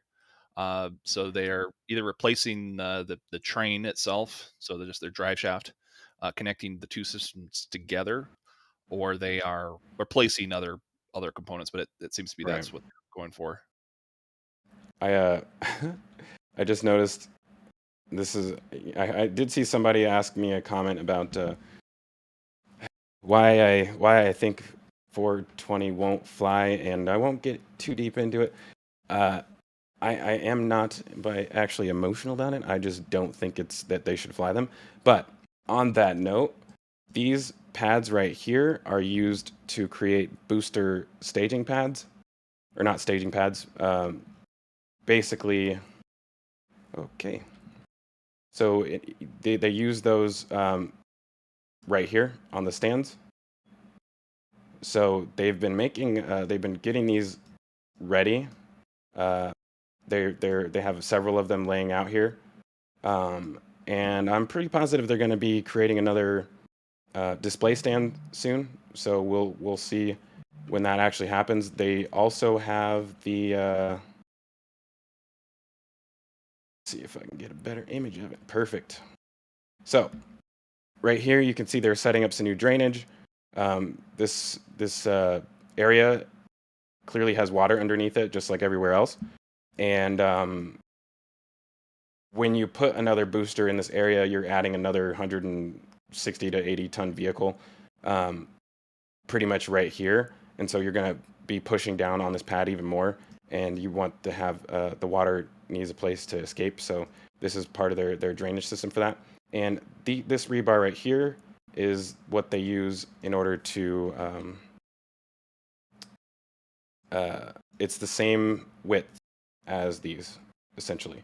So that's the rebar that they set down in order to create the staging pads. And this right here is probably going to be very similar to this structure right here, and have a lot of electrical utilities coming up out of the ground because they run all of the generators. And I think this also may be a guard shack as well too. But it looks like they're going to put another one right here. And I think hopefully soon we'll see them dig this out and put another display stand. They would need two of them technically. You need one for Ship 20 and you need another one for Booster 4, in my opinion. So I think that we'll be seeing those happen soon. And maybe around the same time that happens, we'll also see a parade of Raptor engines show up to the build site. And, Raptor 2s actually, because we really need to get those on Booster 4 or Booster 7 soon. So I'm really excited for that now that it's fully stacked. I think that we'll see, like I said, staging pad and Raptors show up soon. Hey Zach, just keep in mind that they are planning on moving one of the starships over to the airport. I'm not really sure if that's still happening or not, or if they figured out if I thought it was just a wing. part. SN8's grid fin or flap.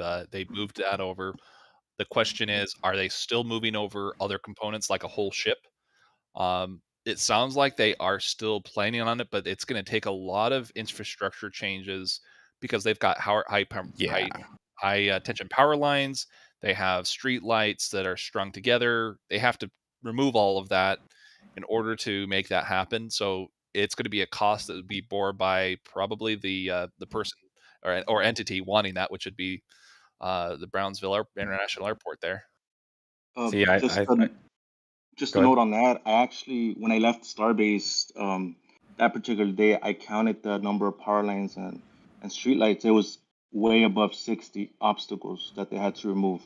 So it's gonna take up a lot of work. A lot of people without power or momentarily, right? And not to mention at the airport, I know me and Thomas talked about it last time, they will have to close the runway if they use any particular, the runway that runs from from north to south. As they're moving the ship, right? Yes, it would be closed for maybe 30 minutes to an hour, and it's a long time to shut down. Maybe they'll just swap out the traffic to a different one, which is the possibility of what they'll probably do. So I've looked at just a simple other option. They just send a bunch of segments down and stack them as is down at the airport. Problem solved. You didn't have to go through and do anything with a bunch of the power lines. You still have to move some street lights maybe because there might be a little bit low on that side. But that solves the problem. Is just send some rings down, as these are plenty of scrap rings and other systems where it's like it's not flight worthy, but you can obviously weld things together, make them work, make it structurally sound. And now Brownsville Airport has a Starship, but it's a mock-up. It doesn't have the full, piping and other things. It's just put together, has a bit of stiffeners on the inside more than what it normally would have. So it doesn't need to be held up by air at all to make it safer. It's just is. It just stands there as a really great mock-up of a Starship. See, I have a different opinion on this because I have this little piece of a square from SN11 in my hand right now, and I consider SN11 to be in my room. And I think that when Elon said that he was sending a Starship to the airport, I think that flap is the Starship, and I feel like a lot of people. I mean, if you gave me a flap, I would be more than happy. You know what I mean? Like that's a whole Starship to me. I don't think he was very clear about whether or not it was going to be a full one, but I think just even having a piece of it there is, I don't know, enough in my opinion, but maybe not what everybody else was expecting. But I don't know. He didn't tell us that there was going to be a full Starship. So I personally am not really expecting one. But seems likely to me too. Yeah, logistically to get it there doesn't make any sense. Like I was actually surprised when he said that because I'm like, why would you do that? It's like, I mean, all the stuff that you have to move in order to get it there. I just can't see it happening. But I would love to be disappointed on that regard. So we are at the 2-hour mark in the show, and again, thank you guys for being here. It's time for us to move to the build site, which is going to make a lot of people happy. I know you guys are been getting really excited about all the updates with the Starships that they're cranking out lately. Now that Stage 0 is nearing completion, they've really stepped their game up in the build site. So, Cool boy, before you move on, I've got some pictures you need to grab, and so right there, that barrel section that you're kind of hovering over and been ready to start talking about, there is some big news on that. There have been people saying that it's for one thing or the other, and I've kind of got the definitive news on this one. It's HLS. So the barrel section might be for some other stuff that they're testing, but they have now HLS equipment built into that. It's the outer cage of the HLS elevator. So if you grab those photos I dropped in, you should be able to show those off. They're from NASA. I've gone through and super resolution enhanced them so that you can see better. So this is this particular structure. I've measured it based off of a couple other pieces. This structure that's the elevator cage itself, the inner cage, and then what the size of the inner cage would be. They're both about 2.2 meters, so they fit perfectly. The one at Starbase is a lot lighter than what the outer cage of this will be. This is just a mock-up that they have that allows them to go through and test it with the astronauts, testing it with the spacesuits. We went through every little detail to see how it works, and basically that structure in the middle there, it basically allows it to go up and down without rotating. So if you go back to the previous image, you'll see that same track going down. So there'll possibly be a track on the outside of Starship similar to this for the HLS. So this is basically what they're using to move the crew and cargo and vehicles up and down on the lunar surface. This is the demonstration model, but the one at Starbase is the real thing, and it doesn't need to carry the same amount of weight because the moon is 1/6 gravity. So you could overbuild it, but you could build it just as it's needed to be. So I even looked at all the additional elements there. So there's seems to be 2 locations they're taking these photos from. I found the first one, and I think the second one is in a facility right next to it. But that little cylinder structure to the right is basically an interior mock-up, and you'll actually see that behind the guy in the black to the left, he has a 6-foot stainless steel section, and I found a photo of the outside of this that shows it's basically a 9-meter diameter. So they're showing basically how big this thing is going to be. So the elevator itself, this internal elevator, is actually really small compared to the rest of the infrastructure. So the system she's working on right there, it basically moves in and out, and it is part of the actual crane mechanism that sticks out. You saw before on that trench scene. So it is pretty cool to figure all this out and figure out that what we see at Starbase, it's very close to this on the cages. The sizes are the same, the styles are different. So you can go ahead and move to the next photos. So this is them going through and trying it in VR inside the capsule. And it was just kind of interesting to see that they're working on stuff there. But yeah, this one's at Hawthorne as well. So go to the next one. This is them on a trampoline. Once I heard this, I could not unsee it. So Stumpy is like, "That's a trampoline," and it makes sense now because there's a gap behind his right foot in the back, and this is basically the docking hatch. They're trying out the system, so I believe it's sealed off. And what is on the left? This is this structure. Sorry, behind them, right? I believe so. And then there's another one in another image of a similar structure, but it might not be that same structure. I measured the height of this guy compared to the door. This might actually be a larger structure. Mm-hmm.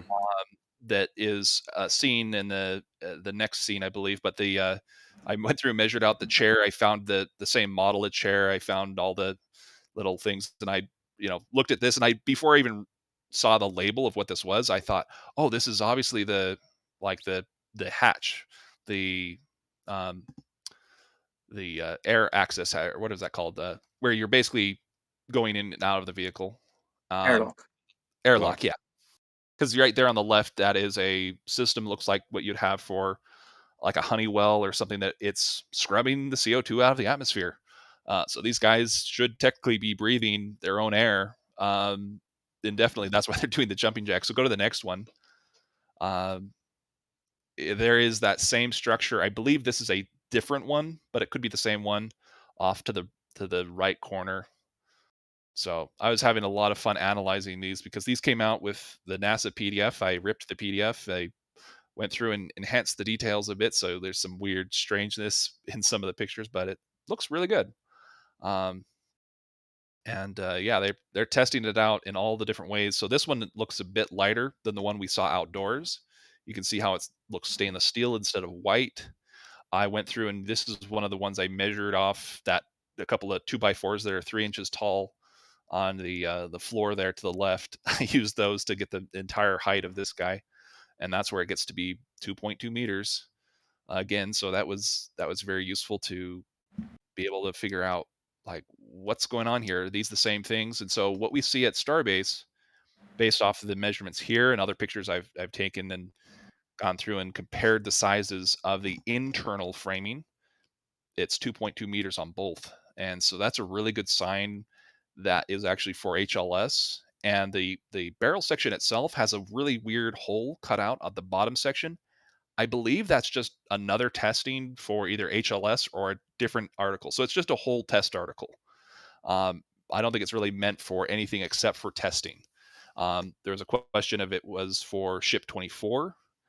and I don't think it's actually for Ship 24. I think it's just testing articles, and they've been doing some hole cutting on some other ones similar to this one, but this was only like 6 feet in height that they've cut, maybe. And then the outer diameter is maybe, or circumference is maybe 4 meters maybe of what they've cut on the outer circumference of that for that hole. It's a really strange thing. So they're multitasking on testing. You know, I'm really hoping that this is for HLS. When I originally posted about it, I said it was for HLS, and got a lot of negative feedback on Twitter about that one. So would love to see that turn out to be true. I personally started to believe that it is for a payload, dispensing payload, and the main reason was because of the hole. Yes. The pins, the pins for the tiles that are on this kind of make it seem like it wouldn't be for HLS because there's pins on here. But I don't know. I'm excited to see. Let's see if I can get a better image looking down. Yeah, there's some better. There's more than just pins, they have been applying the actual felt and mesh that you see for a flight article. Now the mesh, the felt all blew off one day while the mesh stayed on, but late last night they started reapplying all the felt. Really? See that on Sentinel Cam. I'm gonna. So it's very interesting. If this is for HLS, it sort of indicates that maybe Ship 24 is going to be testing some HLS systems while it's on its hop over to Hawaii, or whatever they do with Ship 24. We're not sure yet. This is the best image I can get of it. There's some other better ones coming up in the future as well, because as he's flying around, the daylight changes. So there was one. There was a good one on the last one. Oh, this one? Yeah, so one of the things you should be able to see in one of the photos is the scissor lift. There's a scissor lift inside of there. It's red. So you can see a lot of the details there, but I've looked at these pictures and other pictures comparing this structure. Right. And what I was finding was that there's a rail system that goes in and out, and it seems that they made modifications to the current HLS configuration that we saw with the NASA demonstration. They made some changes so that it looks like it's on skates on the edge, so that the whole thing just rolls out really easily, and it's not supported the same way. So that's a really cool find, is how that they're changing that approach, but it's extremely similar. It doesn't have all of the stuff fleshed out. It's just the structural element to the whole thing, and so I just really think that barrel section there behind low bay is just a test article, and they're throwing at least 3 different tests at it. So the tiles, they might be doing a new tiling system with either different pins or different tile types, as well as the hole cutout. They're definitely using different strengtheners and stiffeners there. Those are very useful. So Golden Boy, there's another picture here that we've grabbed for you that has. Yeah, I see. My question for you, Thomas, is I gotta go backwards. If your opinion changes when you see this. Let's see. We're almost there. Oh, that was a good one. This right here. It's the first one, the first quint. This is another 5-ring stack.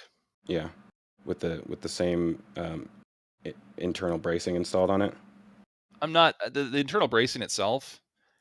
I think they're going that direction just in general. So all of the starships are going that way. HLS, cargo, they're all going that particular direction because it's just lighter the way that they've got the lightning holes. So it's a bit wider in the material that's used, but it's less material, so less weight, but it is stronger. So there's not really too much different on that compared to the other one. I will show the image that Mauricio got. I think I'm going to run into it here soon. I don't want to skip through too many more images because it gets difficult for people to watch. So one thing that I wanted to talk about really quick about the Starfactory is that, I mean, we saw last week that they ran a ton of electrical conduit underground. It looks like they're starting to work their way in as far as with the electrical work.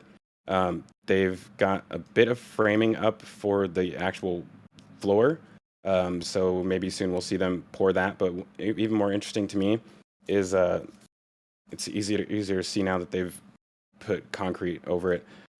So this is an extension of the conduit, so it goes out of the building and runs all the way back here, and then it runs across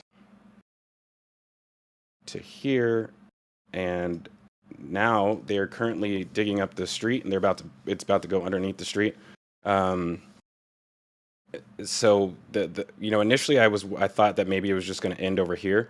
I mean, they do have some junction box. What do you call these? Culverts? I don't know the correct term. Junction boxes. Yeah, junction boxes.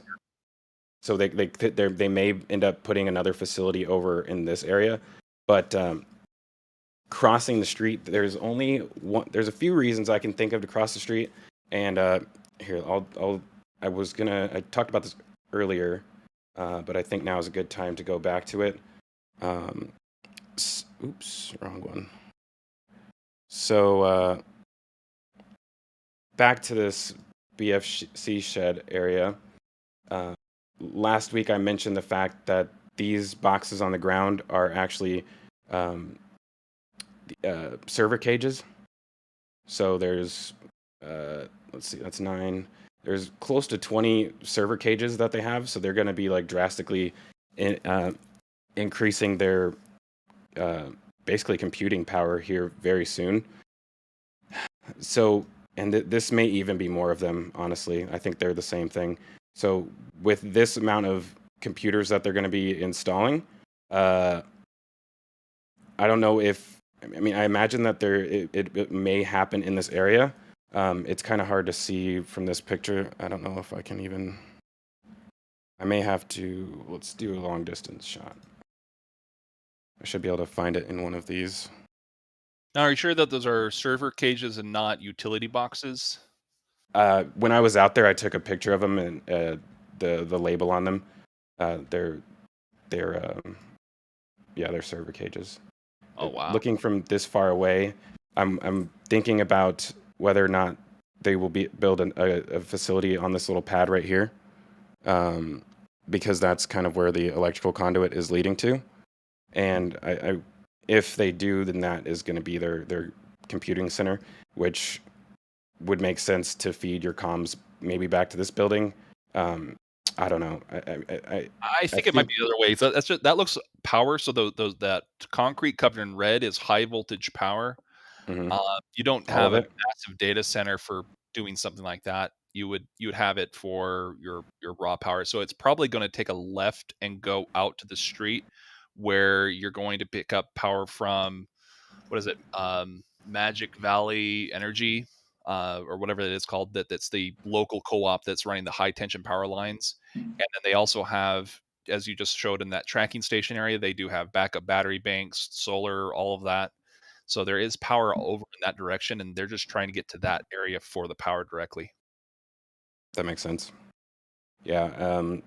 I don't know. I mean, with the amount of computer boxes that are sitting over there, I don't know. We'll see what happens with that one. Oops. They've got a lot of factory floor, a lot of machines that they'll be running, a lot of systems there that will be required. Those boxes will probably be for that at the Starfactory. Maybe also some additional stuff for the tracking station, or other elements that they're trying to build up there. That is impressive. The number of server boxes, though.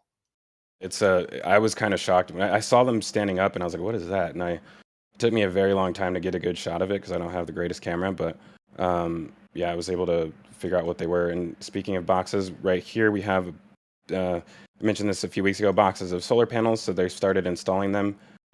These are a little bit different than the ones they had before. But is it 42 still per shipping container? I think there's, because that's what they did for the Sanchez site. Unless they changed the size. These are different. They're different because here, let's even look at the ones at the Sanchez site.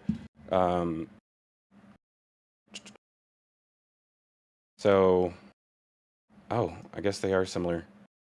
So each shipping container, the 40-foot shipping container, has 42 shipping panels on, or I'm sorry, solar panels.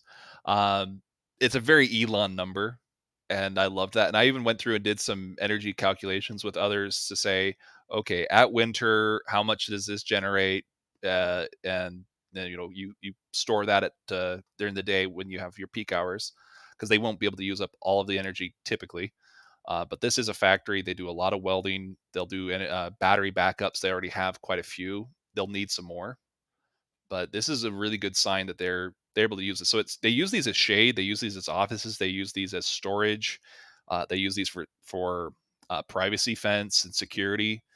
It's kind of neat to how many different ways they're able to use those shipping So containers. these ones, they actually have one additional row. So on the ones at the Sanchez site, there was 6 rows. These have 7. So they're a lot more surface area, and you can see that where they've have it installed already, where they still need to go. They should be bringing a lot of solar power online here soon. It's Which not is nearly exciting. enough though. It's they definitely not enough, constantly need but more. we're getting there though, one panel at a time. The they're getting back into the build site area. Oh man, I'm so excited about this Widebay. So you guys can see on the ground, there's still another one more truss section that needs to go up. I also noticed this one right here, which I could be. Oh, that's random. That shouldn't be there. I know. I noticed that too. That the kind of pictures are just out of order in places, and I don't know why. That's probably my fault. Let's see if I can get a good angle on that. Yeah, they're definitely out of order. So this is really cool. Oh wow, you can't really tell that it's a roof when you look at it from that angle. Or the stairs. Yeah. Okay. Here we go. So you have this structure on the ground, which is really interesting. It kind of looks like the normal siding. So I'm almost wondering if this is for the front door or the front doorway, but it's really tall. It's Ziegert. And it looks like it's just the roof material. Yeah, so that's why I was thinking it may actually be this may actually be a roof panel. Yeah, they're pre-installing it because they've got a big old crane that can lift it. It's got enough capacity, and it's so much faster to do these in sections than it is to pull up each individual piece over and over again. It's going to take forever, and it's going to be strenuous. So this way, they only have to bolt in a few things, and they're done. Some other guys come back, put some more bolts in, then they can go through and start putting on the roof material directly. Yeah, you can see here on the side, they got the hanging work platforms, similar to the ones that are on the corners of the OLIT.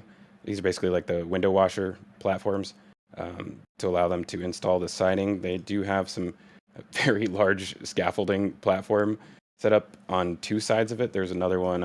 It's 3 now. It sounds. And they have 3 of them? it's just it's just for staging because it's easier to bring stuff up, get it cut, and then bring it up the rest of the way.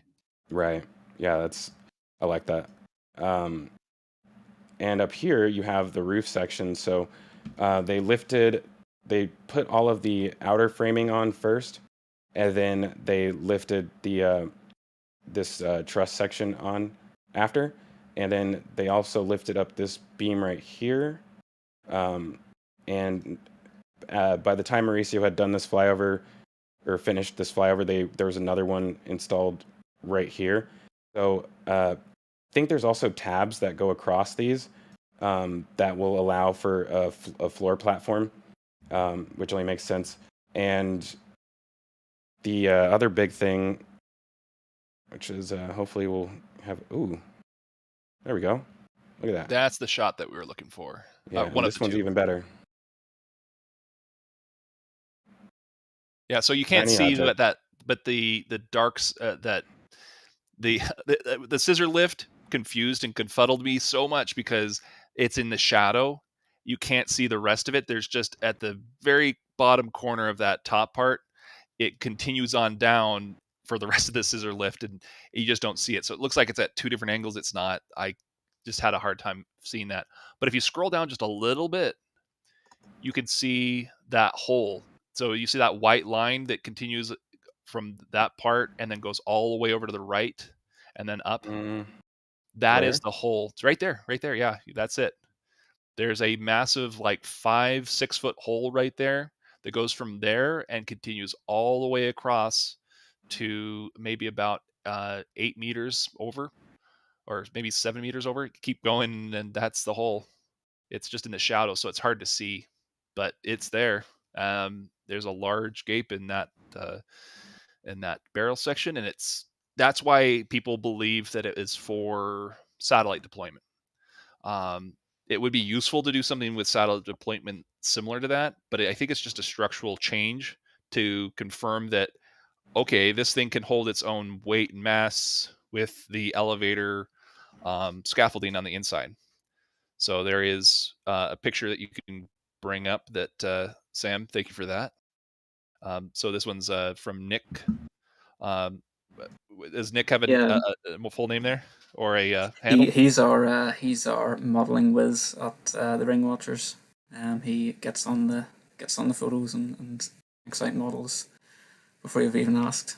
So this is quite a handy shot that shows what the dimensions of that opening in this barrel are. And I think we've basically, for the top section, we've got a photo of the top, where the position of that is, and the bottom we're taking that from the previous cargo door Pathfinder.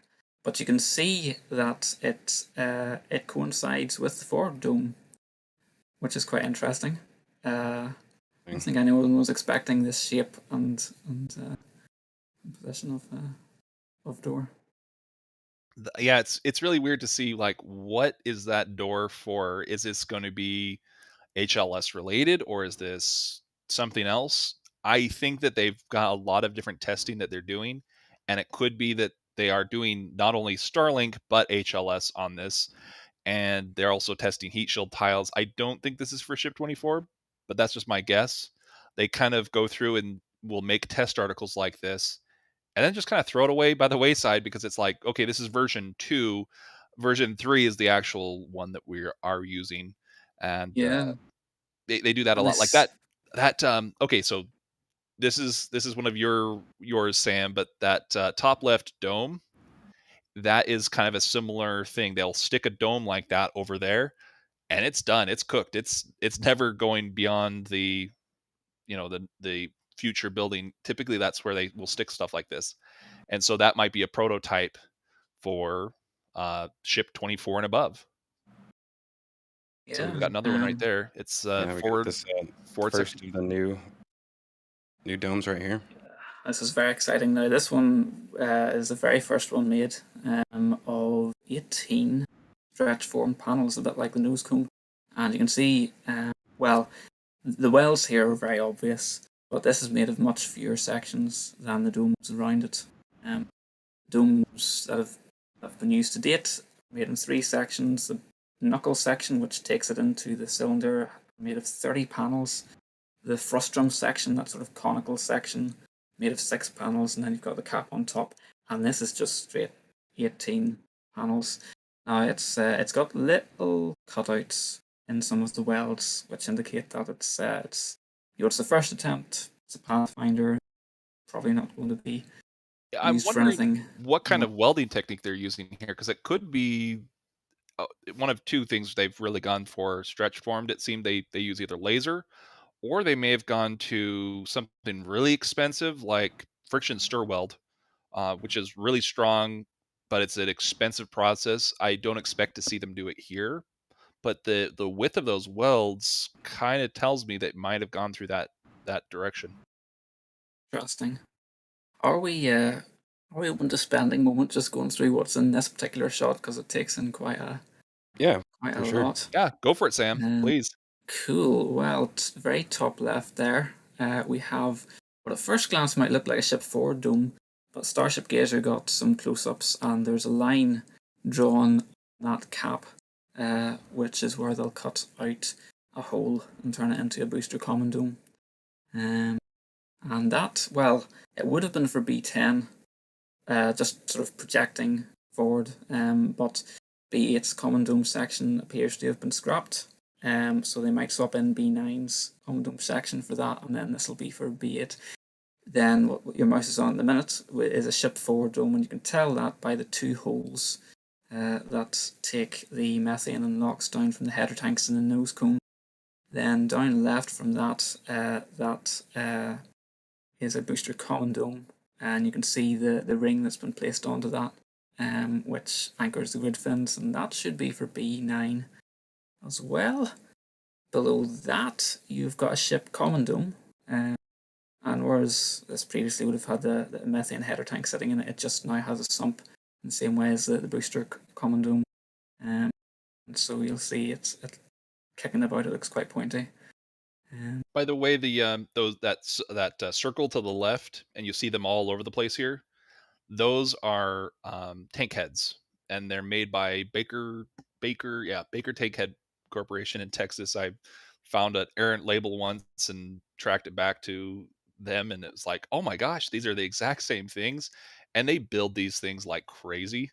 But it looks like they're going to be not making the big ones anymore. They're making smaller ones for like that flatter dome. It needs a smaller one. I think it might be to the left. In fact, there was something that kind of reminded me of that. Yeah, and we're interested to see exactly what that new dome style is used for, because it is flatter. It doesn't have that conical section, and that poses interesting questions because the aft dome, of course, has that conical section. Is this the smaller one right here? No, actually, I meant to say right, not left. Oh, okay. Oh yes, slightly. So yeah, there's some pieces large, over there, like there's some smaller pieces over there that look like they are made for connecting to it. They're just about the right size and profile for weld doublers. Yeah. Am I not far enough? Oh, you went way past it. It's just in that little pile over there. So you've got that little one right there. Yes. So it's got weld doublers. You could use something like that for the downcomer. So you could use this inside the main tanks itself as well as the forward dome. I don't see the Baker like tank head for this particular unit yet, because all I see is the ones that are the ones with holes, really. Yeah. We're 5 likes away from 500. Look at that. Oh yeah, doing very well. Thank you so much, guys, for your support. Also in this shot, we always like to see a ship thrust puck. It's a very iconic piece of hardware, and that's sitting on a pallet, sort of up there. Could be for ship 26 or later. Beside that, you've got a booster downcomer section, and that's the end of the fuel downcomer in the booster. And the wide section at the left of that, on the left-hand end of that, is a lock sump attached to the downcomer itself. And recently, we've been getting better photos of the inside of the aft dome and the header tank that are sort of, it's all coming together in terms of how the landing tank on the booster works. So that's very exciting. Yeah, so from what I understand, the landing tank it has the methane, let's see, the LOX header tank, but right below that, it looks like they have a nice plenum. So basically a large cavity that will collect methane liquids, so it's able to more evenly be distributed from there. Yes. So that's one of the diagrams. I think you posted it. It was really cool to see that plenum there. Yeah, and we're actually seeing, I think that slightly conical section might be for the top of the methane tank. People have got some nice photos which show that the LOX tank, actually,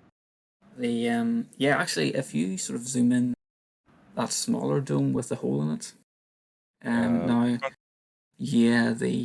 one there, the 3 meter. So that is one of the domes for the LOX header tank, and I forget, and to be honest, I'm not totally sure which end it is, but one of those goes on each end of the LOX part of the header tank.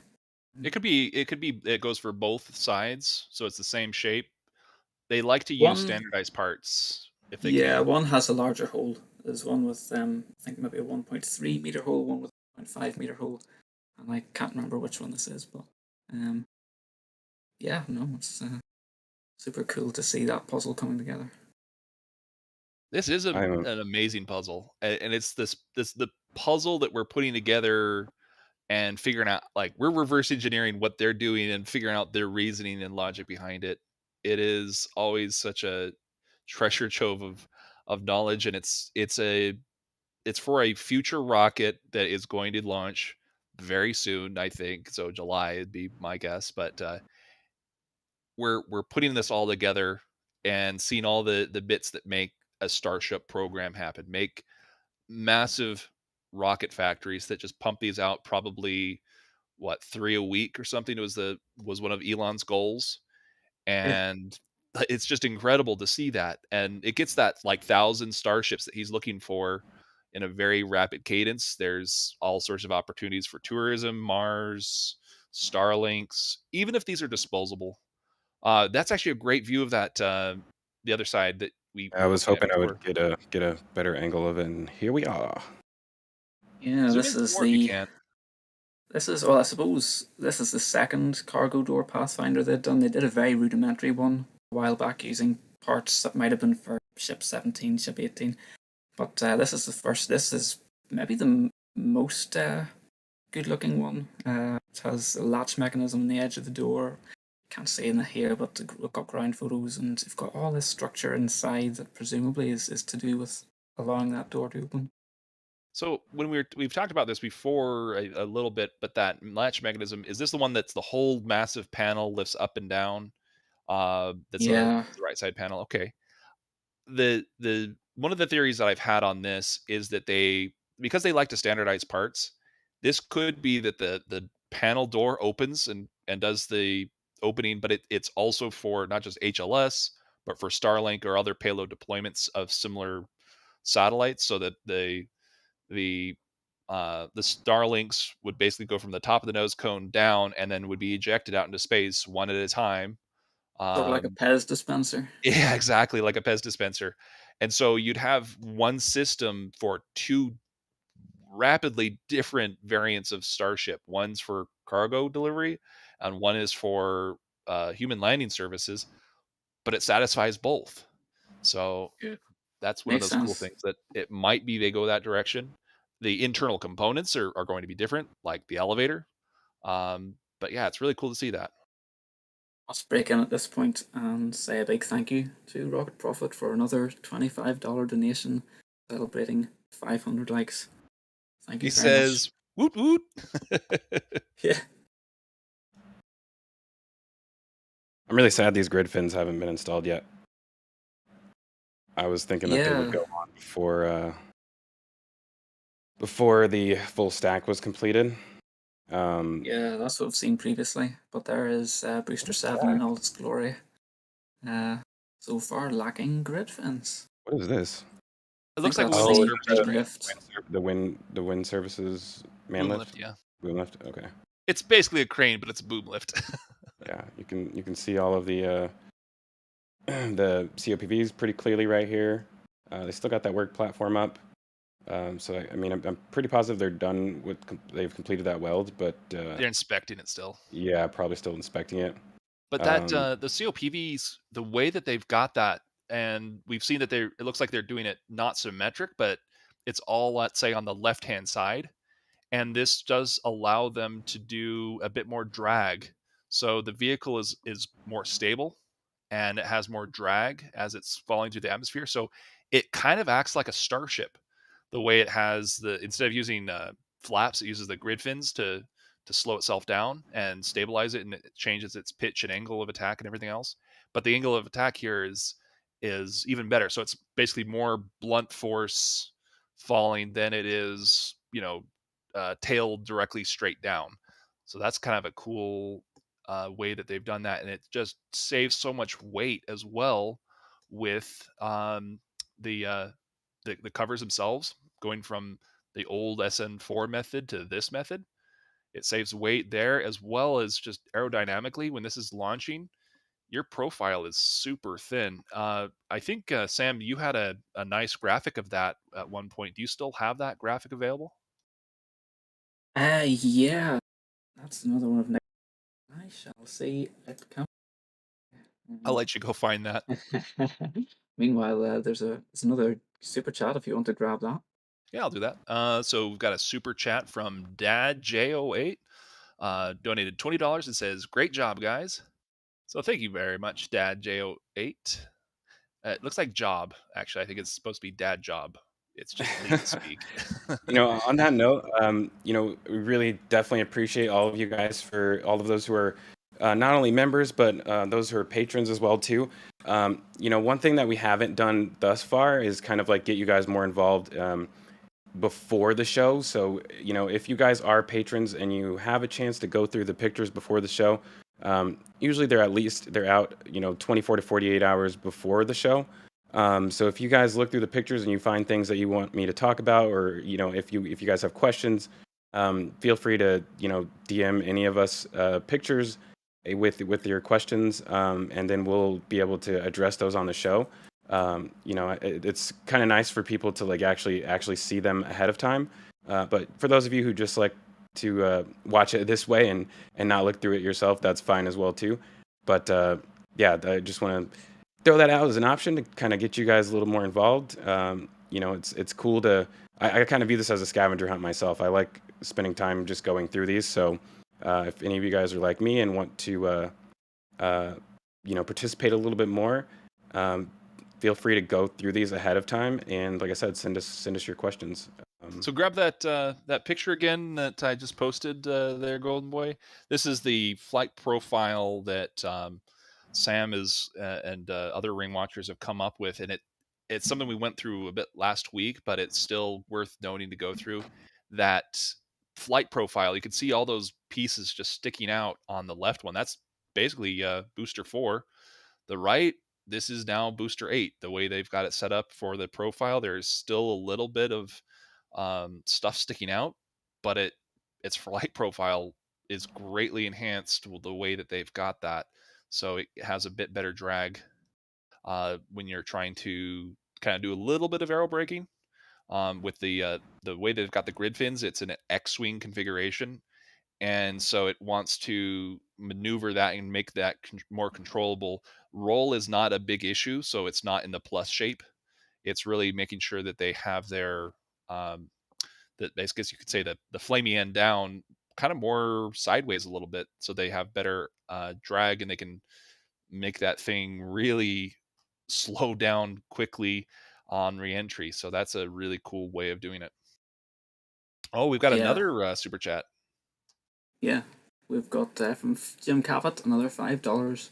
Thank you very much, Jim. Here's the 3 hours per week. He says no one else gives you 3 hours a week. Man, it's a lot more than 3, Jim, but we appreciate you. Yeah, there's a lot of background. I spend a lot of time, I know these guys do as well too, actually going through these ahead of time. And, to some degree, it's a lot of the previous knowledge too that makes it possible in order to, go through things this way. So, we do spend a ton of time in the background, putting this stuff together for you guys. Even though it only takes, a little bit to get the pictures, it's hard for us to just come on here and start talking about them without actually going through it first. So, we definitely put a lot of time in for you guys. So I'm glad you guys appreciate that. And thank you for your support, Jim. Let's see, let me get back to the build site. The renders are by @ChameleonSir on Twitter. That's I love those, by the way. Yeah, so if you want follow him if you want more of those. Can we get a view of the backside of Highbay? Because there's a bit of interesting action going on there. There quickly. Yeah, and then we got to look over that Starfactory some more. That's an amazing process going on there. That's perfect. Yeah, that'll work. So they've got the building already set up. That is, I guess you could say, their front lobby for Starbase and going into the high bar. Wheelchair accessible, lots of nice cool stairs. And then you can see they've got, like, to the right, some new going into the Stargate building, either some Potter plants or some columns that kind of do a zigzag. It's a very unusual way of doing something, but I can't figure out why they would do Potter plants like that. It looks to be like they might want to do a cover over this whole thing so that they will be able to connect the two buildings, so you can go from one building to the other without going outside. That's what or if it's outside, it's just covered, so it might just be for protecting you from rain. Yeah, this will be interesting to see what that ends up looking like when they finish it. I noticed that they've dug out this little area right here too, so they may have something else coming here soon. They're also setting up one of the last remaining staircases. There's 2 sitting over here that are waiting to be lifted into place. You can't see them from this angle. Ooh.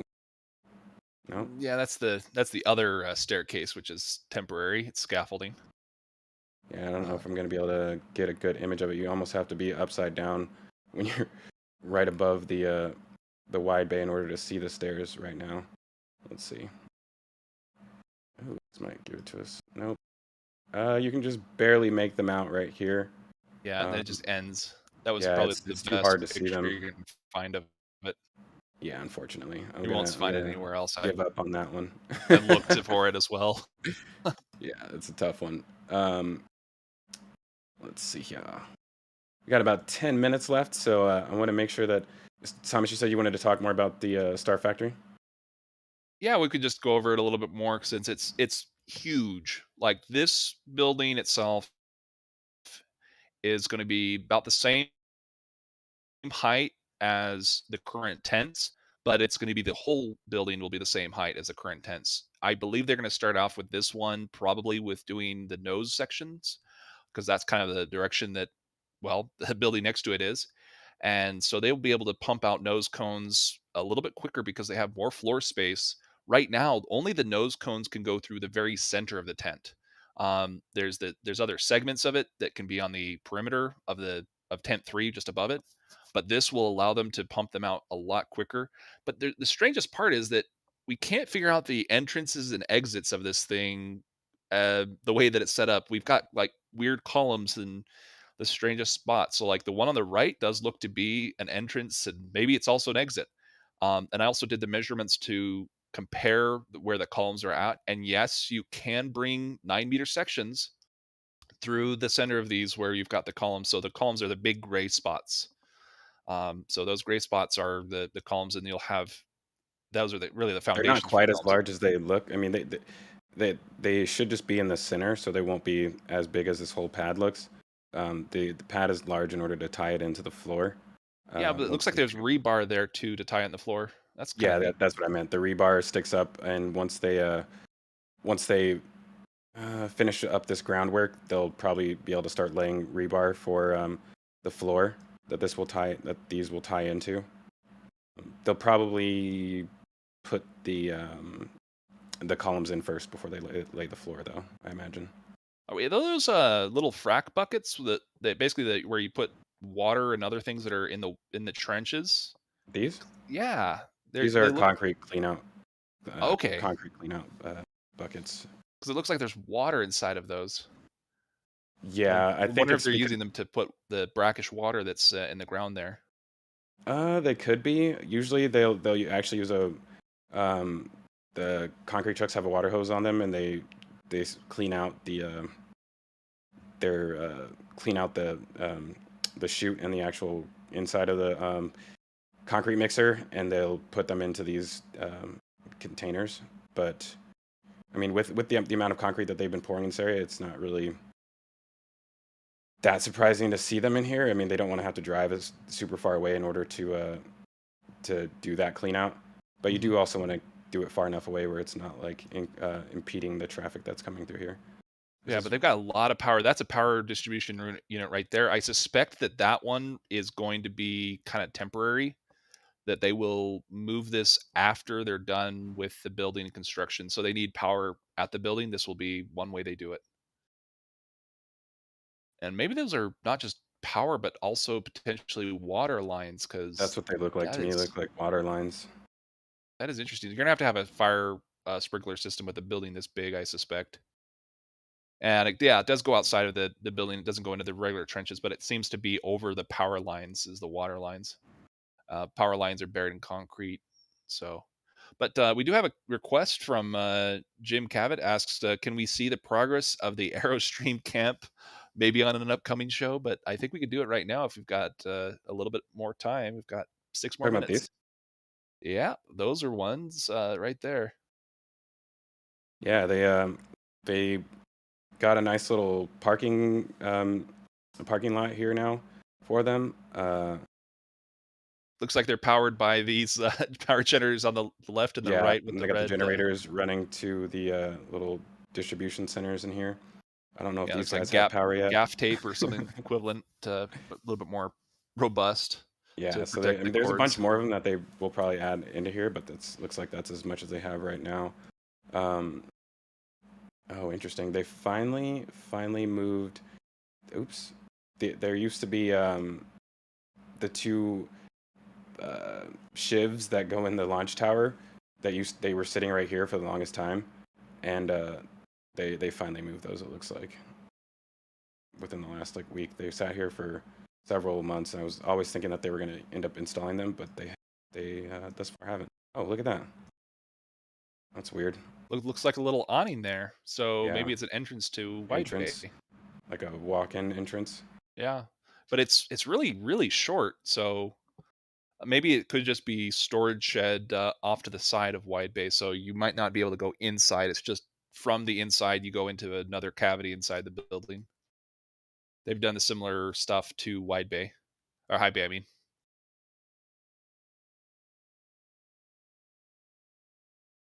I also noticed on the bottom of the picture there's another little element we can briefly mention while we have a moment. There is changes to the can crusher. They have a new element that's being put in. It's a hydraulic unit, so they're appearing to be just right there. That crane is putting in right during the flyover. Do you want me to get a better image of it? So we do have a better image of it, but I don't know if we have permission to show that one because it's from Felix. What about it? He has the rights on that image.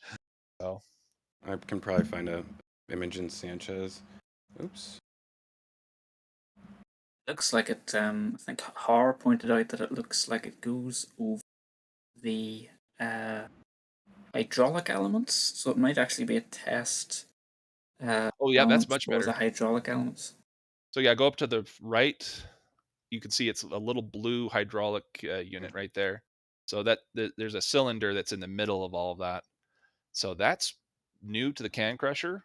What it's for though is anyone's guess. I have to look at the positioning and do some measurements and math and try to go. This doesn't fit anything else I've got, but maybe it's supposed to be for vacuum raptors for version 2 on starships. I don't know. Yeah, you can see at the minute they're putting in the hydraulic elements, the thrust rams for the booster center engines, where they're spaced there. And I think recent shots we've seen even more going in. So that is quite exciting because there isn't actually a test tank that has 33 engines. So perhaps we'll see a full-sized booster on the can crusher in the not too distant future. This looks like going to throw that out there. It's interesting. I wonder what they're building right here. I measured it out. It's 9 meters. So it's Starship or Super Heavy related. It could be a jig. It could be stands. It could be one of many things, in fact. So you mentioned earlier the Starship and Super Heavy 420 combination might make its way over there. They might be making a stand for holding Ship 20 permanently over here, and so making it custom for it directly and not just reusing the ones that they have. That'd be cool. I wish they would make it so that you can walk underneath it and see the RVACs and whatnot, but I highly doubt they'll be that friendly to They'll us. make it out of cardboard or something similar. I've gone to Northrop Grumman's rocket garden. It's all fake stuff on the rocket engine nozzles, but the main tanks are real. I want a real one. Big shout out to Rocket for a $9.99 US donation. Great show, guys, he says. Thank you very much. We've enjoyed it. Yeah, Rocket just reminded me that we're getting close to having to wrap this up. I think we've pretty much covered everything. I don't know if we if I had any other items that I missed. I'm just going to put it out there that we started sort of 15 minutes or 20 minutes late. So we did, didn't we? We got another 15 minutes to go. Is basically what you're saying. Wish. Yeah, if we want to do Yeah, that, we let's can let's make it a certainly whole do 3 that. hours. So what else could we talk about while we're looking Well, I through? Discover some can things, maybe. talk about some rings in the ring yard there. Yeah, for sure. Let's Because there's Let's get a good let me grab picture of this those photo. first. Yeah. That's Almost an there. okay one. Nope. Nope. They're all zoomed in, so it's hard to tell which ones are good and which ones aren't. No, they're zoomed out. Some of them are zoomed in. There we There we go. go. There Perfect. we go. Yeah. Well, we have the big story here is really a build-up of sections for Booster 8. So in the Highbay, now we can't see it very well, but it's started stacking its forward tank. It's into the right. You mean Booster We've got 9? the Because Booster 8's Booster kind of 8. there. No, Booster 7 is in Oh, there. I'm sorry. Yeah. You're right. But, Booster 8. Wow. Okay, go ahead. Yeah, we've got the first stacking of that, and meanwhile the rest of the forward tank is sitting beside ship 21 there, and we've also got 4 aft tank midsections, which are those quads 4-ring stacks with the very dense stringers inside and the hoops on the inside, which are the slosh baffles. You can sort of tell which section is which by the position of the slosh baffles. We've got on the top number 3, number 3, and then number 2, and then number 4, I think, and then on the bottom we've got 5 just appeared. The other really interesting thing, beside aft tank number 5, is a double ring section. Now, why that's interesting is because double ring sections aren't used on ships or boosters anymore, and we aren't doing GSE tanks anymore. So what's that for? Well, probably a test tank is what I would say. We shall watch its career with interest, and hopefully that label that The you can welds on see it, though. there. Look at that particular 2-ring stack. The weld rings, or the rings. Well, I'm sorry. The welds on these 2 rings does not look like the others. It looks a bit deeper. For sure. Yeah, They look. does It's look trying to slightly find one interesting. to compare it to. Yeah, I'm trying to find another one. You can see the outside; it's similar, but it's deeper on the inside, outside too. It looks, just comparing that other one. I do wonder if it's either maybe thinner material. So instead of being 4 millimeters, they're trying to do 3.5, or even maybe a little bit thinner than that. But it's not the 2 millimeter stuff yet. They're not nowhere close to that. I think their 3.6 was the last number that was the smallest for tanks I've seen, or Yes, really they've been anything. using 3.6 on the cargo barrel, so that third cargo barrel that has the narrow door, or I should say the short door, that's a 3.6. We saw that in the label.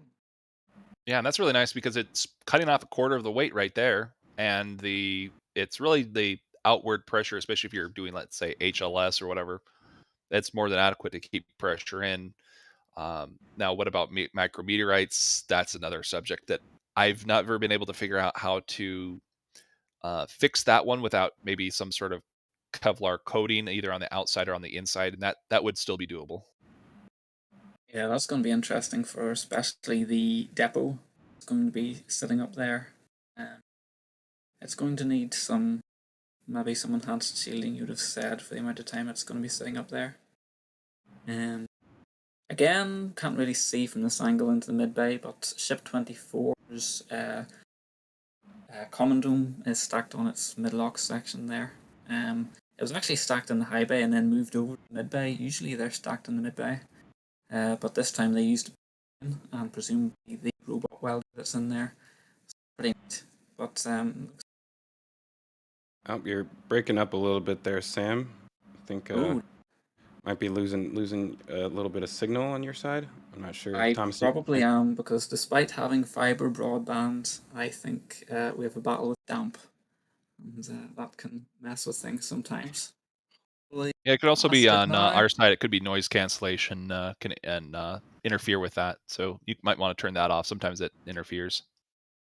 Interesting. Okay. But yeah, we'll wait and see what happens with Shift 24. The rest of its sections are either in Tent 3 getting TPS applied, or on the Nosecone sitting out in the nose yard, looking quite well, and then we'll see what it gets for a nose barrel, whether it gets something ordinary or one of those interesting sections. Finally, That's a found good good one image there. of the stairs. Able to finally see them. You're Another like thing with stairs, I am with ladders. You're looking for them everywhere. well, I'm just hoping that I'm kind of confused that they didn't try and get them all in here before reaching this point, because now they have to be up on the roof in order to stop it from colliding with this this rail. So it's just more difficult the more stuff they put above it. But I imagine the rest of them will have to go through before they can, go in before they can install the bridge crane and all of that. Speaking of bridge cranes, it's very hard to see from this angle, actually. The rail for it is right about here. This is one of those things that you kind of have to see. Oh, there, that might be a good view. So there's, I think there was, yeah, so there's this rail right here that goes across.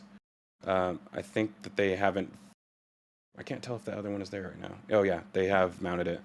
So this is one of the rails that the bridge crane will ride on.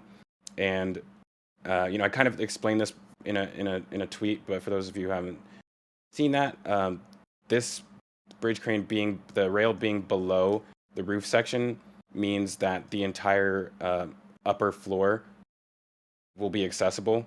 So instead of having it cut in half because there's a bridge crane in the middle, the bridge crane is fully beneath the roof structure. This will be interesting because I think the actual rails legitimately, both of them go across, all the way across, so you don't even need any like hangover structure in the middle. It's just from one side to the other. Yeah, that's the way that they work. That's the size and dimensions those are. Yeah, so they basically, each one is able to ride about halfway across.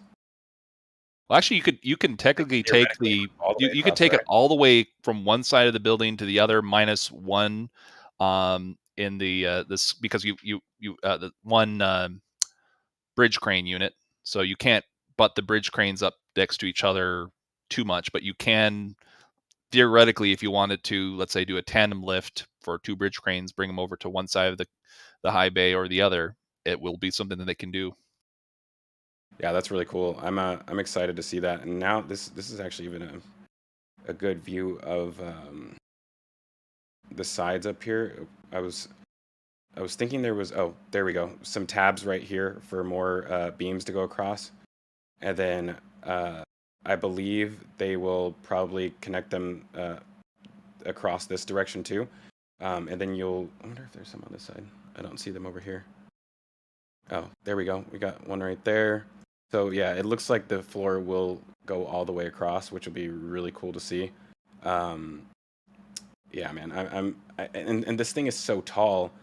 I mean, it's what, like 10 meters tall. So theoretically, you could make it two separate floors in here, like, or you could just have one lofted roof, or sorry, ceiling. But yeah, I think it would be really exciting to move mission control over to this building, because you can see over the high bay and you have a great view of the launch site too. And in my opinion, I mean, the only reason to be on the ground is I don't know, if this building for some reason was like closer to the ground, so that, in the event of an explosion, I mean, it's not going to go over the pressure wave isn't going to go over the roof. It's still going to feel that pressure wave. So in my opinion, this is the safest building on site for mission control, because you at least have another structure in the way of that pressure wave if it ever does occur. The pressure wave would be most likely from above, not from the side. So it doesn't matter which building you're talking about. The bigger the roof. Well, yeah, the pad is the only way that you're going to get a direction like that. But it doesn't take long for it to reach up higher. But it is interesting to see the massive structures are like, this is what they're going to build two of in Florida. We got cheated, I think, at Starbase. We got a high bay and a wide bay, not two wide bays. Oh, darn. But, they learned from the experience with high bay that it wasn't big enough. They needed bigger. And that's the hardest part about these massive 9-meter rockets that are basically 50 meters on one and 70 meters about on the other, just less than that. And so you end up with massive buildings to build massive vehicles, and that is probably the hardest part about this whole process. Interesting. They're assembling a section. Go ahead. Yeah, you can sort of see it in the picture. I think maybe I misinterpreted the photo. Sort of. Were you trying to get a sort of a wall panel with the horizontal beams? Get the better view here. Is this? Can you see it in this angle? Yeah, just right to the left of Bucky. Yeah, that there. That's actually what I was looking for a better angle of too. So yeah, I just noticed that might actually. Oops. No, I was thinking it could go in between here, but it's just a weird piece. I can't tell where it fits. Strange, isn't it? And there's two different spaces. Yeah, and I assume. Yeah, it does change. Okay, so the ones on the left are set. The ones on the right have just been placed. So they're building it up. This is what you see with construction jobs with 2x4s, and just say your floor at your house, they'll do something similar to this with the joists. They'll have them set in place, or even the rafters. They'll just have them set in place on top. The ones to the left are positioned. The ones on the right, I don't think they're quite positioned yet. This is interesting. So what I'm noticing is that they don't have like all of the U-shaped pieces that they lifted up here. They don't. It doesn't seem like they've started constructing those for the left side of the building yet. Let's see. I don't see them anywhere. Oh, that might be them right there, actually, all piled up. Hiding stuff in the shade. What was that we were looking at? You were saying that those were? Let me just try and get a better view of it. Oh, we're getting further away. Maybe you can see them from right here. These are, these U-shaped pieces right here are actually the same frames that go up right here. So they have them on the ground. They look like they're ready to go. I imagine they'll probably finish this side of the building first, and then probably lift these ones up into place and put the second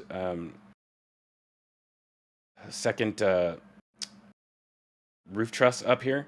And then once they finish that, I imagine they'll probably lift the bridge crane. They'll probably have to drive the bridge crane into the building, and before the roof is on, lift it up through the center of the building instead of up and over. I imagine they'll have to bring it into the building first and then lift it up. But that's gonna be, which kind of sucks because we won't be able to watch it as well, because you'll have the crane in the way. You won't be able to really see it. But yeah, hopefully that happens here soon. I think that they gotta finish the roof structure first because it adds a lot of support for that crane. But yeah, like we should see that within the next few weeks, I think. Did we only have 15 additional minutes, or we? I think. What did Jeff say? It said 10 minutes, 4 minutes ago, so we still have some time. Cool. And we got a new donation drop bear. Wow. 50 Australian dollars. He says, another great stream, guys. A small donation towards the fuel fund. Cheers. Man, thank you, man. That's going to help out Mauricio immensely in making sure we get these flyovers. I think we've got a request as well for if we can look at the methane well pad a little bit more from some individuals. So what's going on down there at Sanchez some more. So just to the right, that's the methane wellheads, and we've got the one that you mentioned before is the what is it, waste well as well on the left. Yeah. We've got foundation footings around it as well forming up. You can see those right there. Nice. Oh no, above it on the. So we've got the foundation footings that are the main ones, but the footings surrounding it as a wall, kind of like we've seen over at the Orbital Fuel Farm, is that they've been covering surrounding methane things with walls, and so this would most likely be methane, considering it's got wells right there. They've got generators that they use for extracting, producing energy from natural gas. I do suspect this is going to be their storage, so they're going to be getting it from the ground. They might use that one absorption column that they have to go through and filter that, and then go through and put it into these 3 tanks as usable storage for. Well, I'm going to disagree on that one because I think we've heard already that they are going to be shipping in LNG and purifying it, and also I don't know. I just, in my opinion, there's no possible way you're getting enough usable methane out of these wells in order to fuel a rocket. Like there's not to fuel a rocket, to fuel their backup systems, those 13.1 megawatt generators up above. Those would be perfect for building up your capacity of backup power, and it's pretty cheap because you already own. They own, as far as not them, but their sister company, Lone Star Energy LLC. They own all of the mineral rights in the area, so I do expect to see them use that for something. And this would be probably a good something to use it for, is to have that backup capacity or additional energy capacity if needed. I'll have to eat some crow if that happens. I just don't think that these are producing at all. This is like one of the lowest producing areas in all of Texas. Oh, it's not very economical. That's for sure. We know that the entire South Texas area right here, there's only one producing well that is profitable.